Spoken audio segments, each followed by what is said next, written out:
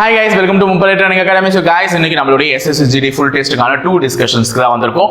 Reasoning first test நல்லபடியா எழுதிருப்பீங்க, எல்லாருக்கும் நல்லா புரிஞ்சிருக்கும், அந்த क्वेश्चंஸும் இன்ட்ரஸ்டிங்கா இருந்திருக்கும், ஆன்சர்ஸும் டிஸ்கஷன்ஸ் பார்த்திருப்பீங்க. பார்க்காதவர்கள் தயவு செஞ்சு பாத்துருங்க, ஏன்னா அதுதான் நமக்கு ரொம்ப ரொம்ப முக்கியம்.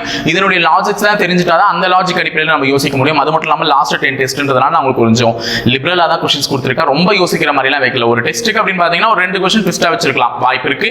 ஆனா அதையுமே பிரேக் பண்ணக்கூடிய திறமை உனக்கு இருக்குன்னு எனக்கு தெரியும். சோ இந்த வரிசையில நம்ம பார்க்கக்கூடிய இந்த SSGD full test உடைய இரண்டாவது டெஸ்டுக்கான ஆன்சர்ஸ் டிஸ்கஸ் பண்ணிடலாம். சோ ஃபர்ஸ்ட் क्वेश्चन வந்து பாத்தீங்கன்னா ஃபிகர் மேட்ரிக்ஸ் தான் வச்சிருக்கேன். இது ஒன் ஆஃப் த முக்கியமான important question asked in your SSC examinations. Any kind of SSC examination most repeatedly asked question அப்படின்னு பாத்தீங்கன்னா இந்த ஃபிகர் மேட்ரிக்ஸ் क्वेश्चंस தான். சோ இந்த ஃபிகர் மேட்ரிக்ஸ் क्वेश्चन பொறுத்தவரையும் என்ன there is no rules and regulations அப்படின்ற மாதிரி இவங்களுக்கு ரூல்ஸே கிடையாது. ஆனா என்ன லாஜிக் வச்சிருக்காங்க நீ தான் கொஞ்சம் யோசிக்கணும். அதுல முக்கியமான ஒரு படம் வந்து இந்த படத்துல இருக்கக்கூடிய லாஜிக் நீங்க கத்துக்கோங்க. சோ நான் கிளாஸ் எடுக்கும்போது நிறைய பேருக்கு நிறைய லாஜிக் சொல்லி கொடுத்திருக்கேன், இந்த ஃபிகர் மேட்ரிக்ஸ் எப்படி சால்வ் பண்ணணும் அப்படின்னு சொல்லிட்டு. அதை ஞாபகம் வச்சுட்டு பண்ணிருப்பீங்க நான் நம்புறேன். சோ இப்போ வந்து இது ஈஸி தான். இது என்னன்னா ஒரு கருப்பு வளையம் வந்து எல்லாத்துலயும் பொதுவா இருக்கு, ஓகேவா? இந்த ஃபர்ஸ்ட் படத்துல பாருங்க, ஃபிகர் மேட்ரிக்ஸ் ஒன்னு இப்படி தான் சால்வ் பண்ணணும், மெஜாரிட்டி இப்படி தான் இருக்கும். சில இடத்துல மட்டும் இந்த மாதிரி சால்வ் பண்ற மாதிரி இருக்கும், ஆனா மெஜாரிட்டி ரோ வைஸ் சால்வ் பண்ற மாதிரி தான் இருக்கும். ஃபர்ஸ்ட் ரோ பாருங்க, இங்க மேல இருக்க அந்த கோடு, ரெண்டாவது படத்துல கோடு இப்படி இருக்கு, மூணாவது படத்துல கோடு 3 பக்கமும் இருக்கு. அதாவது இந்த முதல் 2 பக்கங்கள்ல கோடுகள் எப்படிலாம் இருக்கோ அது ரெண்டுத்தையும் சேர்த்தா மூணாவது பக்கம் வந்துருச்சு. அப்ப மேல இருக்க கோடு மேல வந்துருச்சு, சைடுல இருக்கிற கோடு சைடுல வந்துருச்சு. அப்ப முதல் 2 படங்களை சேர்த்ததுனால தான் மூணாவது படம் உருவாயிருக்கு.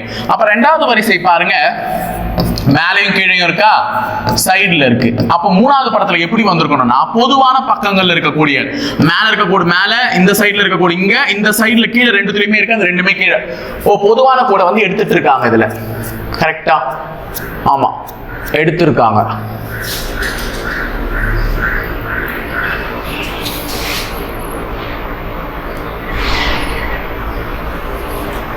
ஆமா ஆமா, பொதுவா வந்துருந்துச்சுன்னா ரெண்டுத்துலயும் பொதுவா வந்துருந்துச்சுன்னா ரிமூவ் பண்ணிருக்காங்க, இல்லாததை மட்டும் என்ன பண்ணிருக்காங்க சேர்த்திருக்காங்க. அப்ப பொதுவா கோடு வந்துருந்துச்சுன்னா அதை என்ன பண்ணிட்டு இருக்காங்க, எடுத்துட்டு இருக்காங்க.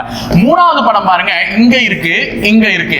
அப்ப இது ரெண்டுத்தையும் சேர்க்கும் போது மேல இருக்க கோடு மேலயும், இந்த பக்கம் இருக்க கோடு இங்கேயும் மட்டும் தான் வந்திருக்கணும். சோ ஆன்சர் ஆப்ஷன் என்னன்னு பாத்தீங்கன்னா ஏ, ஓகேவா? அப்ப பொதுவா இருந்துச்சுன்னா அந்த 2 கோடும் என்ன ஆயிடும், அடிபட்டுரும், ஓகேவா? சோ அடிபட்டுட்டு மிச்சம் இருக்க கோடு தான் கண்ணுக்கு தெரியும், ஓகே? அதே மாதிரி ரெண்டாவது क्वेश्चन வந்து பாத்தீங்கன்னா சிம்பிள்ஸ் MOT क्वेश्चंस கொடுத்திருக்காங்க. முதல்ல ஈக்குவேஷன் இதுதான். இந்த ஈக்குவேஷன்ல இருக்கக்கூடிய லெட்டர்ஸ் மாத்தியது 20 p அப்படினா என்னன்னு பாத்தீங்கன்னா p க்கு என்ன அர்த்தம், பெருக்கல், ஓகேவா? அடுத்தது 2 q னா என்ன அர்த்தம், கூட்டல், 6 y னா என்ன அர்த்தம், மைனஸ் 5. இதுக்குனா என்னன்னு கேக்குறாங்க, ஓகேவா? சோ இப்போ இத நீங்க சால்வ் பண்ணனும். ஃபர்ஸ்ட் இங்க வகுத்தலே இல்ல, வகுத்தல் இல்லனா எதை தான் பார்க்கணும், பெருக்கல். 20 ரெண்டாவது பெருக்கனா 40, 40 பிளஸ் 6 மைனஸ் 5, 40 6 கூட்டிக்கோங்க, 46, 46 மைனஸ் 5, 46ல 5 போச்சுனா ஆன்சர் வந்து 41. அவ்வளவுதாமா. மூணாவது क्वेश्चन பாருங்க, அப்சைட் அப்படின்றத 74 னு எழுதிருக்காங்க. அப்சைட் 74 னு எழுதுனா ஷார்ட்ஸ் எப்படி எழுதணும்னு கேக்குறாங்க.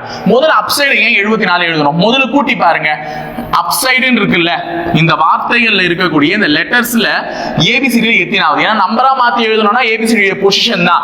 யூ எத்தனாவது லெட்டர் ஏபிசிடில அப்படின்னு பாத்தீங்கன்னா 21வது லெட்டர், பி வந்து 16வது லெட்டர், எஸ் 19வது லெட்டர், ஐ வந்து 9வது லெட்டர், டி 4வது லெட்டர், இ வந்து 5வது லெட்டர், ஓகேவா? கரெக்டா எல்லாம் சரி. 9 ஒரு 1 10, 6 ஒரு 4 10, 20, 20 ஒரு 9 29, 29 ஒரு 5 34. சோ 4 இங்க 3 இங்க 3 2 5 6 7 74. 74 வந்துருச்சா? அப்ப ஏபிசிடில அதனுடைய பொசிஷன்ஸ் ஆட் பண்ணி எழுதிருக்காங்க. ஷார்க்ஸ், அப்ப நீ அந்த ஷார்க்ஸ் கண்டுபிடிக்கணும். சோ ஷார்க்ஸ் கண்டுபிடிச்சிடுவோமா? S 19, H 8, A 1, R 18, K 11, S 19, ஓகேவா? சோ 9 ஒரு 1 10, 9 ஒரு 1 10, 20, 8 8 16 20 ஒரு இது வந்து 36 வருது. சோ 6ல முடியற மாதிரி ஒரே ஆப்ஷன் தான் இருக்கு. ஆன்சர் ஆப்ஷன் சி முடிச்சு விட்டு போயிடுங்க.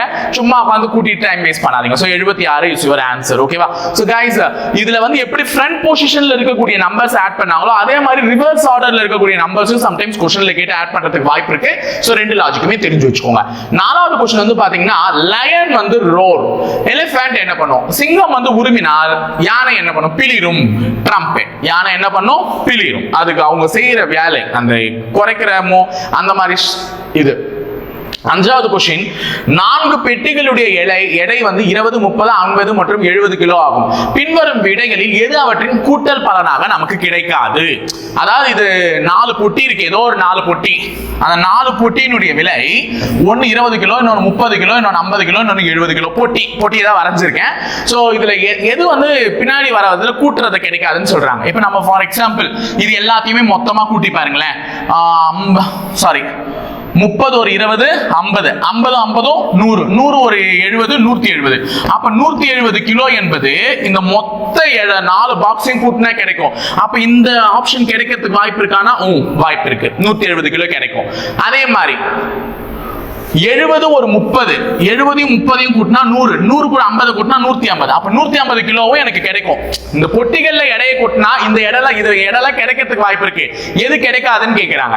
அதே மாதிரி 70 ஒரு 30 100 100 பிளஸ் 20 120 120 கிடைக்கும். அப்ப எதுதான் கிடைக்காது? 160 கிலோ கிடைக்காது. ஏன்னா மொத்தமா கூட்டினாலே 170. இதுல இருந்து 10 கிலோ கழிச்சா 160. அது போய் கிடைக்குமா? கண்டிப்பா கிடைக்காது. வாய்ப்பே இல்லை. அடுத்தது, in a row of boys, Suman is 21st from either side. How many boys are there in the row? ஒரு வரிசையில் சுமன் என்பவன் எந்த புறம் இருந்து எண்ணினாலும் 21வது வருகிறான். அப்போ ஒரு வரிசை இருக்கு. இதுல சுமன் ஒரு பையன் இருக்கான். இந்த சுமன் என்ற பையன் இந்த பக்கம் இருந்து எண்ணினாலும் 21, இந்த பக்கம் இருந்து எண்ணினாலும் 21. அப்படி வந்தா வரிசையில மொத்தம் எத்தனை பேர்? இந்த மாதிரி ஒரு क्वेश्चन கேட்டாலே இந்த ரெண்டு நம்பரையும் கூட்டிட்டு என்ன பண்ணணும்? -1. சோ 41. ஏன் சார் -1 பண்ணீங்க அப்படின்னா சும்மா நான் வலது பக்கம் இருந்து கூட்டிட்டேன், இடது பக்கம் இருந்து கூட்டிட்டேன். அதனால ஒரு முறை கழிச்சிடணும். சோ மொத்தமா 41 பேர் இருக்காங்க. ஏழாவது क्वेश्चन, இங்க உனக்கு கொடுத்திருக்கிற நம்பர்ஸ் பார்க்கும்போது ஐடென்டிஃபை பண்ண தெரியுது. சோ 1331 121 11 அப்படின்னு கொடுத்திருக்காங்க. அப்போ இங்க 11 எழுதிருக்காங்க, இந்த 11 ஸ்கொயர் எழுதிருக்காங்க, இங்க 11 கியூப் எழுதிருக்காங்க.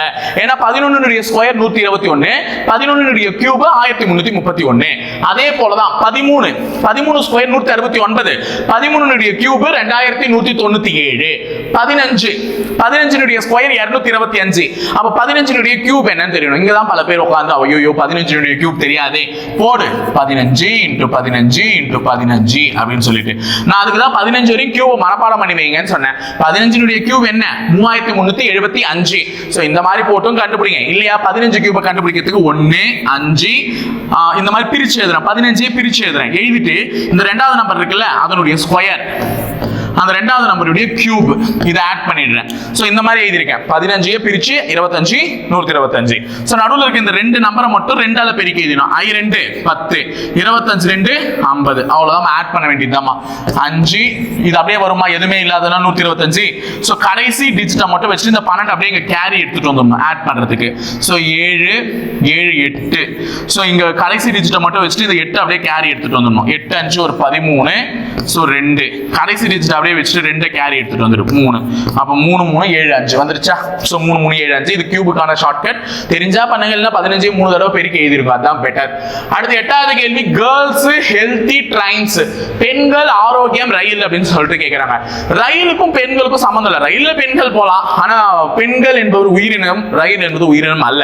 அப்ப ரயில் தனியா வரணும். அப்போ ஒரு வட்டம், ரயிலுக்கான வட்டம் பிரிஞ்சிடணும் ட்ரெயினுக்கானது. அப்ப இந்த வட்டமும் வராது, இதுவும் மூணுமே ஒரு வட்டம் பிரிஞ்சிருக்குமா? அது மூணுமே பிரிஞ்சிருக்கு. இதுல ரெண்டுலயுமே ஒரு வட்டம் பிரிஞ்சிருக்கு. அப்போ ஏதோ ஒரு வரத்துக்கு வாய்ப்பு இருக்கு. பெண்கள் ஆரோக்கியம் அப்படின்னு சொல்லும் போது அனைத்து பெண்களும் கண்டிப்பாக ஆரோக்கியமாக இருக்க மாட்டார்கள். சில பேருக்கு உடல் நலிவு இருக்கத்தான் செய்யும். அப்போ உடல் நலம் குறைவினால் சில பெண்கள் இருப்பாங்க. அப்ப அனைத்து பெண்களும் ஆரோக்கியமாக இருக்க வாய்ப்பு இல்லை. அப்ப சில பெண்கள் ஆரோக்கியமாக இருப்பார்கள், சில பெண்கள் என்னவா இருக்குவாங்க? ஆரோக்கியமற்றவர்களாக இருப்பார்கள். அப்போ இந்த மாதிரி வட்டம் தான் சிறந்ததா இருக்கும். சோ ஏ வெண்படமே இந்த கொஸ்டினுக்கு சிறந்த உதாரண படமாக அமையும். அடுத்து சூஸ் த ஹார்ட் ஒன், தவறானதை தேர்ந்தெடுன்னு சொல்லிட்டு பிளேட், டயர், வளையல், மோதிரம், பேங்கிள், ரிங், டயர், பிளேட்னு கொடுத்துருக்காங்க. தட்டு. ஸோ எது வெளியே போகுது அப்படின்னு பார்த்தீங்கன்னா தட்டு தாங்க வெளியே போகுது. ஏன்னா இது வந்து சிம்பிள் லாஜிக் தான். மற்றது எல்லாமே ஒரு ஹாலோ பார்ட்டிகல். ஓகேவா? ரிங் மோதிரத்துக்குள்ள விரல விட்டா விரல் போகும், பேங்கிள்குள்ள கையை விட்டா கை போகும், டயருக்குள்ள கையை விட்டாலும் கை போகும். ஆனா தட்டுக்குள்ள கையை விட்டா கை போகுமா? தட்டு உடஞ்சு போயிடும், அடுத்த வேலை சோத்துக்கு தட்டு இருக்காது. ஓகேவா? அப்ப அதெல்லாம் ஹாலோ, இது மட்டும் ஹாலோ பார்ட்டிகல் கிடையாது. அடுத்தது 10th கொஸ்டின், ப்ராப்ளம் ஃபிகர் கொடுத்திருக்காங்க. இந்த ப்ராப்ளம் ஃபிகர்ல அடுத்து வர வேண்டிய படம் என்ன? அதாவது ABCD 5 படம் கொடுத்துருக்காங்க. இதுக்கு அடுத்தது நான் ஒரு கட்டம் போட்டா இங்க என்ன படம் வரணும்னு சொல்லிட்டு படவரிசை क्वेश्चंस தான் கேக்குறாங்க. சோ ஈஸி தான், பார்த்தாலே கண்டுபிடிக்க மாதிரியான ஒரு क्वेश्चन தான். இப்போ இந்த நடுவுல இருக்க ஷேப் மட்டும் பாருங்க. ஃபர்ஸ்ட் இங்க செவ்வகம் இருக்கு, அடுத்தது வட்டம், அடுத்தது ஒரு நீள் வட்டம், எலிப்ஸ் இருக்கு, திருப்பி ஒரு செவ்வகம், ஒரு வட்டம். அப்ப அடுத்ததுல என்ன வரணும்? ஒரு நீள் வட்டம் வரணும். நீள் வட்டம் இருக்கிற மாதிரி ஆப்ஷன் எது இருக்கு? சி படம் தான் இருக்கு. அப்ப சி தான் சரியான படம். அடுத்தது 11வது கேள்வி. இது வந்து ஒரு எம்பெடட் ஃபிகர். இந்த படம் எதுல மறைஞ்சிருக்குன்னு சொல்லிட்டு கேக்குறாங்க. இந்த மாதிரி இருக்கிற படம். சோ பார்த்தா இதுல வரல, இதுல இருக்கிற மாதிரி தான் இருக்கு, இதுல தான் இருக்கு. பி ஆப்ஷன் இங்க இருக்கு பாருங்க. ஓகேவா? அதே மாதிரி படம். ஓகே, ஒளிஞ்சிருக்கா? சோ அதுதான் எங்க இருக்குன்னு கண்டுபிடிச்சிட்டோம். 12வது கேள்வி, மிஸ்ஸிங் நம்பர். ஈஸியான ஒரு क्वेश्चन தான். சோ லாஜிக்ஸ் தெரிஞ்சு கண்டுபிடிச்சவங்களுக்கு ரொம்ப ரொம்ப லக்கு. இந்த இடத்துல எழுதியிருக்காங்க ஒரு செட் நம்பர்ஸ். ஸோ இங்க 10 எழுதியிருக்காங்க, இங்க 13. இது ரெண்டுமே சின்ன நம்பர், மேல இருக்க ரெண்டுமே பெரிய நம்பர். ஒன்னு ஸ்கொயர் பண்ணிருக்கலாம், 10 ஸ்கொயர் பண்ணா 100 தான். ஆனா அங்க பாருங்க 27 மிச்சமா இருக்கு. 13 ஸ்கொயர் பண்ணா 169, ஆனா ரொம்பவே மிச்சமா இருக்கு. அப்படி இருக்கும்பொழுது ஒண்ணுமே பண்ணலாங்க. இந்த 127 இருக்குல்ல, 1 + 2 + 7 127. இது எல்லாத்தையும் ஆட் பண்ணுங்க. 7 2 9 9 ஒரு 1 10. அப்போ இதை ஆட் பண்ணி இங்க எழுதியிருக்காங்க. அதே மாதிரி 328 3 + 2 + 8 8 2 10 10 ஒரு 3 13. அப்ப இதை ஆட் பண்ணி இங்க எழுதியிருக்காங்க. அவ்வளவுதாங்க. ஆட் பண்ணி இந்த மாதிரி மாத்தி எழுதியிருக்காங்க. அப்போ இங்க 241 ஆட் பண்ணா 2 + 4 + 1 4 2 6 6 ஒரு 1 7 வந்துடுச்சு. அப்ப இங்க 375 ஆட் பண்ணி எழுதியிருக்கணும். சோ 375 ஆட் பண்ணி எழுதியிருந்தா நமக்கு என்ன விடை கிடைச்சிருக்கும்? 15. ஏன்னா 7 3 10 10 ஒரு 5 15. ஓகேவா? 15 தான் விடை. 13வது கேள்வி, ஃபைண்ட் தி ராங் ஒன் சொல்லிட்டு அகைன் ஒரு क्वेश्चन, தவறான ஒன்றை கண்டுபிடிக்க சொல்லி கேட்டிருக்காங்க. கழித்தல், கூட்டல், லாபம், வகுத்தல் அப்படின்னு சொல்லியிருக்காங்க. கழித்தல் எனக்கு தெரியும், கூட்டல் எனக்கு தெரியும், வகுத்தல் எனக்கு தெரியும். இது அனைத்துமே ஒரு மேத்தமெட்டிக்கல் ஆபரேஷன். ஆனா எது மேத்தமெட்டிக்கல் ஆபரேஷன் கிடையாது? லாபம். ஏன்னா அது வந்து ஒரு விஷயம் செய்யும் போது ஒரு ட்ரேடிங்ல நடக்கக்கூடிய ஒரு விஷயம். ஓகேவா? அடுத்தது 14 பிளட் ரிலேஷன் क्वेश्चन. பூனம் அச்சையிடம் கூறுகையில், பூனம்னு ஒரு பொண்ணு இருக்கு, அந்த பொண்ணு வந்து யார்கிட்ட சொல்லியிருக்கு? அச்சை கிட்ட சொல்லியிருக்கு. என்னன்னு சொல்லியிருக்குன்றத பார்ப்போம். பூனம் அச்சையிடம் கூறுகையில், நேத்திக்கு இவள் அப்படின்னு ஒரு பொண்ணை பார்த்து பேசியிருக்கு. நேற்று இவள் அப்படின்னு ஒரு பொண்ணை பார்த்து இந்த பூனம் பேசியிருக்கு. இவள் அச்சையின் ஒரே சகோதரியின், அச்சைக்கு ஒரே சகோதரி இருக்காங்க, ஒரே சிஸ்டர். அந்த ஒரே சகோதரியின் மகளான ஸ்னேகா மகளான அச்சையின் ஒரே சகோதரியின் மகளான ஸ்னேகாவை போட்டியில் தோற்கடித்தாள். அப்ப பூனம் ஒரு பொண்ணை பார்த்து பேசுறா. இவள் அச்சையின் ஒரே சகோதரியின் மகளான ஸ்னேகாவை போட்டியில் தோற்கடித்தாள் என்று கூறுகிறாள் எனில் அச்சை ஸ்னேகாவிற்கு என்ன உறவு? அப்ப இந்த பொண்ணை வச்சு क्वेश्चन கேட்கல. என்ன கேட்டிருக்காங்கன்னா, அச்சை வந்து ஸ்னேகாவிற்கு என்ன உறவு அப்படின்னு சொல்லிட்டு கேட்டிருக்காங்க. அச்சையினுடைய சகோதரியோட பொண்ணு யாரு? ஸ்னேகா. அப்ப ஸ்னேகாக்கு அச்சை என்ன வேணும்? தாய் மாமா, தன்னோட அம்மா கூட பிறந்த பிரதர். சோ தாய் மாமா, அங்கிள். ஓகேவா? சரி, முடிஞ்சிச்சா? பிளட் ரிலேஷன் ஈஸியா தான் கேட்டிருக்கேன். 15 arrange the given words in the sequence in which they occur in the dictionary அப்படின்னு சொல்லிட்டு கேட்டிருக்காங்க. சோ இது டிக்ஷனரியில அரேஞ்ச் பண்ணணும், டிக்ஷனரி ஆர்டர்ல அரேஞ்ச் பண்ணணும். சோ ஃபர்ஸ்ட் எல்லாத்துலயுமே பி லெட்டர் தான் காமனா இருக்கு, அதை வச்சு ஒண்ணுமே பண்ண முடியாது. ரெண்டாவது லெட்டர் வந்து பாத்தீங்கன்னா HI. ஓகேவா? அப்போ ரெண்டு இதுல வித்தியாசமா வருது. அப்போ இவங்க ரெண்டு பேரும் கடைசியில தான் வர போறாங்க. ஏன்னா ஏபிசிடில ஈ தான் முதல்ல வரும், GHI HIயும் பின்னாடி வரும். அப்போ கடைசி இடத்துல 4 5. அப்ப 4 5 எது ஆப்ஷன் முடியுது? இதுவும் இருக்கு, இதுவும் இருக்கு. இவரும் கிடையாது, இவரும் கிடையாது. அப்ப ரெண்டு ட்விஸ்ட் இருக்கு. கண்டிப்பா இவங்க 3 பேர்ல யார் முதல்ல வரணும்ன்றதை கண்டுபிடிச்சு ஆகணும். சோ ரெண்டாவது லெட்டர் பார், AR. அப்போ ஏபிசிடில ஏ தான் முதல்ல வரும், அவங்க மூணாவது தான் தான் வரப்போறாங்க. அப்ப இவங்க மூணாவதா தான் வருவாங்க. இப்பே தெரிஞ்சு போச்சுமா எனக்கு, 3ன்றது இங்க தானே இருக்கு. அப்ப பி ஆப்ஷன் தான், சி கிடையாது. அவ்வளவுதான் முடிவு பண்ணிட்டேன். 3 4 5 முடிஞ்சது வச்சு. அடுத்தது 16 விடுபட்ட எண்ணை தேர்க. சோ ஏ எழுதிருக்கேன், அடுத்தது இ எழுதிருக்கேன். எத்தனை லெட்டர் விட்டுருக்கேன்? B C D. ஈக்கு அடுத்தது I, F G H I, J K L M, N O P, Q வரணும். சோ கியூல தொடங்குற மாதிரி இருக்கக்கூடிய ரெண்டு ஆப்ஷன் தான் விடையில வரணும். இது ரெண்டுமே கிடையாது. எல் ல இருந்து வா, L M N O P, Q R S T, U V W X, Y Z A B. அவ்வளவுதான் முடிஞ்சிச்சா? QB is the answer. 17 6 book. இது வந்து ஒரு பசில்மா, பசில் கேட்டிருக்காங்க. 6 புத்தகம் ஒன்றின் மேல் ஒன்று அடுக்கி வைக்கப்பட்டிருக்கிறது. ஓகேவா? ஒன்றின் மேல் ஒன்று அடுக்கி வைக்கப்பட்டிருந்தது. இதுல ஹிந்தி சமஸ்கிருதம் புத்தகம் மேலே உள்ளது. அப்ப ஹிந்தின்ற புத்தகத்தை எதுக்கு மேல வச்சிருக்காங்க? சமஸ்கிருத புத்தகத்துக்கு மேல வச்சிருக்காங்க. ஓகேவா? சமஸ்கிருதம் ஹிந்தியை வந்து சமஸ்கிருத புத்தகத்துக்கு மேல வச்சிருக்காங்க. ஆங்கிலம் கணிதம் மற்றும் அறிவியலுக்கு நடுவில் உள்ளது. அப்ப ஆங்கில புத்தகம் எப்படி இருக்குன்னா கணிதம் மற்றும் அறிவியலுக்கு நடுவில் உள்ளது. இப்படியும் இருந்திருக்கலாம் இல்லையா? ஆங்கில புத்தகம் கணிதம் மற்றும் அறிவியலுக்கு நடுவில் உள்ளது. எப்படி மேல இருக்குன்னு அவன் சொல்லல. கணிதத்துக்கும் அறிவியலுக்கும் நடுவில் இருக்குன்னு சொல்லியிருக்கான். கணிதம் கீழே இருந்து அறிவியல் மேல இருக்கலாம், இல்ல அறிவியல் கீழே இருந்து கணிதம் மேல இருக்கலாம். எதுன்னு நமக்கு சொல்ல தெரியல. ஆனா அது ரெண்டு பாசிபிலிட்டிஸ்ல எது வேணா இருக்க வாய்ப்பு இருக்கு. அடுத்தது சட்ட புத்தகம் ஹிந்தி மற்றும் கணித புத்தகம் நடுவில் உள்ளது. அப்ப ஹிந்திக்கும் கணிதத்துக்கும் நடுவுல என்ன புத்தகம்? சட்டம். ஏன் சார் நீங்க கீழே போடலன்னு கேட்க கூடாது. ஏன்னா ஹிந்திக்கு கீழே யாரு? சமஸ்கிருதம் வந்துட்டாங்க. அதனால கண்டிப்பா ஹிந்திக்கு மேலதான் கணிதம் இருக்கணும், கணிதத்துக்கு நடுவுல தான் சட்டம் இருக்கணும். அது புரிஞ்சுக்கிச்சு. அடுத்தது மேலிருந்து 4வதாக உள்ள புத்தகம் எதுன்னு கேட்கிறாங்க. இது நம்ம முடிக்கலையே இன்னும். இப்பதான் 4 புக் அரேஞ்ச் ஆயிருக்கு. இங்க வாங்க. கணிதத்துக்கும் அறிவியலுக்கும் நடுவுல ஆங்கிலம் கண்டிப்பா கீழே போட முடியாது. அப்ப கணிதத்துக்கும் அறிவியலுக்கும் நடுவுல என்ன புக்கு? ஆங்கிலம். அப்ப மேலதான் நம்ம போட்டு ஆகணும். அப்ப இது வர வாய்ப்பு இல்லை, இதுதான் வர வாய்ப்பு இருந்தது, போட்டாச்சு. இப்ப மேலிருந்து 4வதாக உள்ள புத்தகம் எதுன்னு கேட்கிறாங்க? சட்ட புத்தகம். So answer option B. ஓகேவாமா? சரி.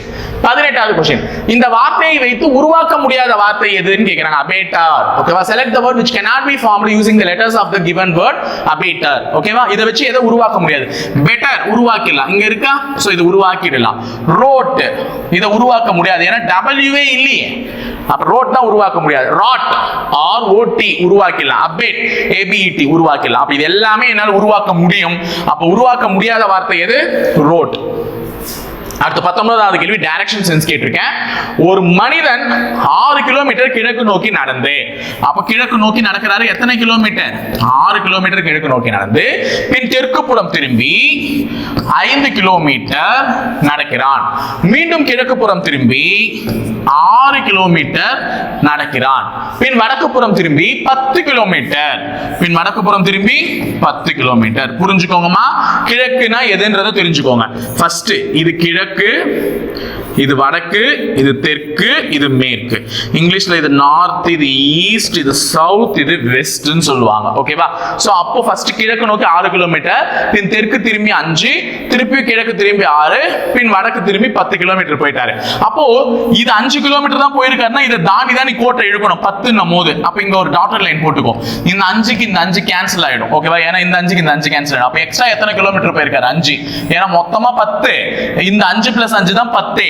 இந்த 5க்கு இந்த 5 கேன்சல் ஆயிடுச்சு. அப்ப மொத்தமா 5 கிலோமீட்டர் எக்ஸ்ட்ராவா போயிருக்காரு. இப்ப அவர் என்ன கேக்குறாங்கன்னா ஆரம்ப புள்ளியிலிருந்து எவ்வளவு தொலைவில் உள்ளான்னு கேக்குறாங்க. இங்கதான் இதுதான் ஆரம்ப புள்ளி. இந்த ஆரம்ப புள்ளியில இருந்து இது எவ்வளவு தொலைவுன்னு கேக்குறாங்க. அப்ப இங்க ஒரு பித்தாகரஸ் தியரத்துக்கான ஒரு ட்ரையாங்கிள் ஃபார்ம் ஆகுது. அந்த ட்ரையாங்கிளுடைய இந்த அளவு என்னன்னு பாத்தீங்கன்னா இந்த 6 கிலோமீட்டர் பிளஸ் இந்த ஒரு 6 கிலோமீட்டர், அதுதான் இந்த அளவு குறிக்குது. So 6 6 12 kilometre. பித்தாகரஸ் தியரத்தினுடைய இந்த அளவு என்னன்னு பாத்தீங்கன்னா இந்த 5 கிலோமீட்டர் இதுல கேன்சல் ஆயிடுச்சா. அப்ப இங்க வரக்கூடிய 5 கிலோமீட்டர். அப்ப 5 கிலோமீட்டர். அப்ப பித்தாகரஸ் தியரத்தின் படி அந்த முக்கோணத்தினுடைய ஒரு பக்கம் 12, இன்னொரு பக்கம் 5 கிலோமீட்டர் இருந்துச்சுனாலே ஆன்சர் என்ன? 13 கிலோமீட்டர். மனப்பாடம் பண்ணிக்கோங்க. நான் ஆல்ரெடி வீடியோல சொல்லியிருக்கேன். ஸோ வீடியோவும் போட்டிருப்பாங்க, போய் பாருங்க. ஓகேவா? பித்தாகரஸ் தேற்றத்துல என்னென்ன வேல்யூ எல்லாம் கொஸ்டின்ல வரும், அது எப்படிலாம் சொல்லணும் அப்படின்னு சொல்லியிருக்கேன். So 13 kilometre. ஸோ இதை சால்வ் பண்றதா இருந்தா AB square plus AC square equal to BC square ஏதாச்சும் ஒரு பக்கம் இருந்து எடுத்துட்டு சால்வ் பண்ணலாம், வரும். ஓகேவா? சரி, அடுத்தது 20வது லாஸ்ட் ஒன் சிலாகிசம் தான் கேட்டிருக்காங்க.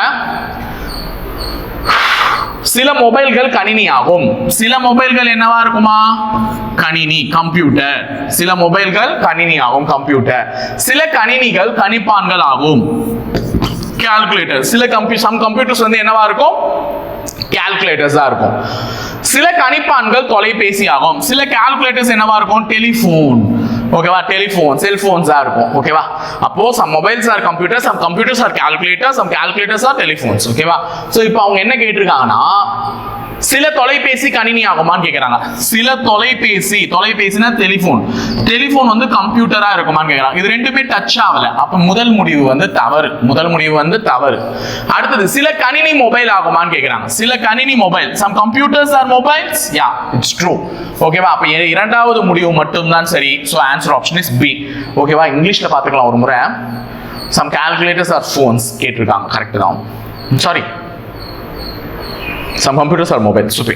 கரெக்ட் தான். இரண்டாவது முடிவு மட்டும் சரி. ஓகேவாமா? ஃபைன். 2 டெஸ்ட்டுக்கான வீடியோஸ் முடிச்சிட்டோம். டிஸ்கஷன் தொடர்ந்து பாருங்க, தொடர்ந்து அட்டெண்டும் பண்ணுங்க நல்லபடியா டெஸ்ட். அனைவருக்கும் வணக்கம். நம்ம இப்போ ஜிகே கொஸ்டின்ஸ் வந்து பார்க்க போகிறோம். ஓகேவா?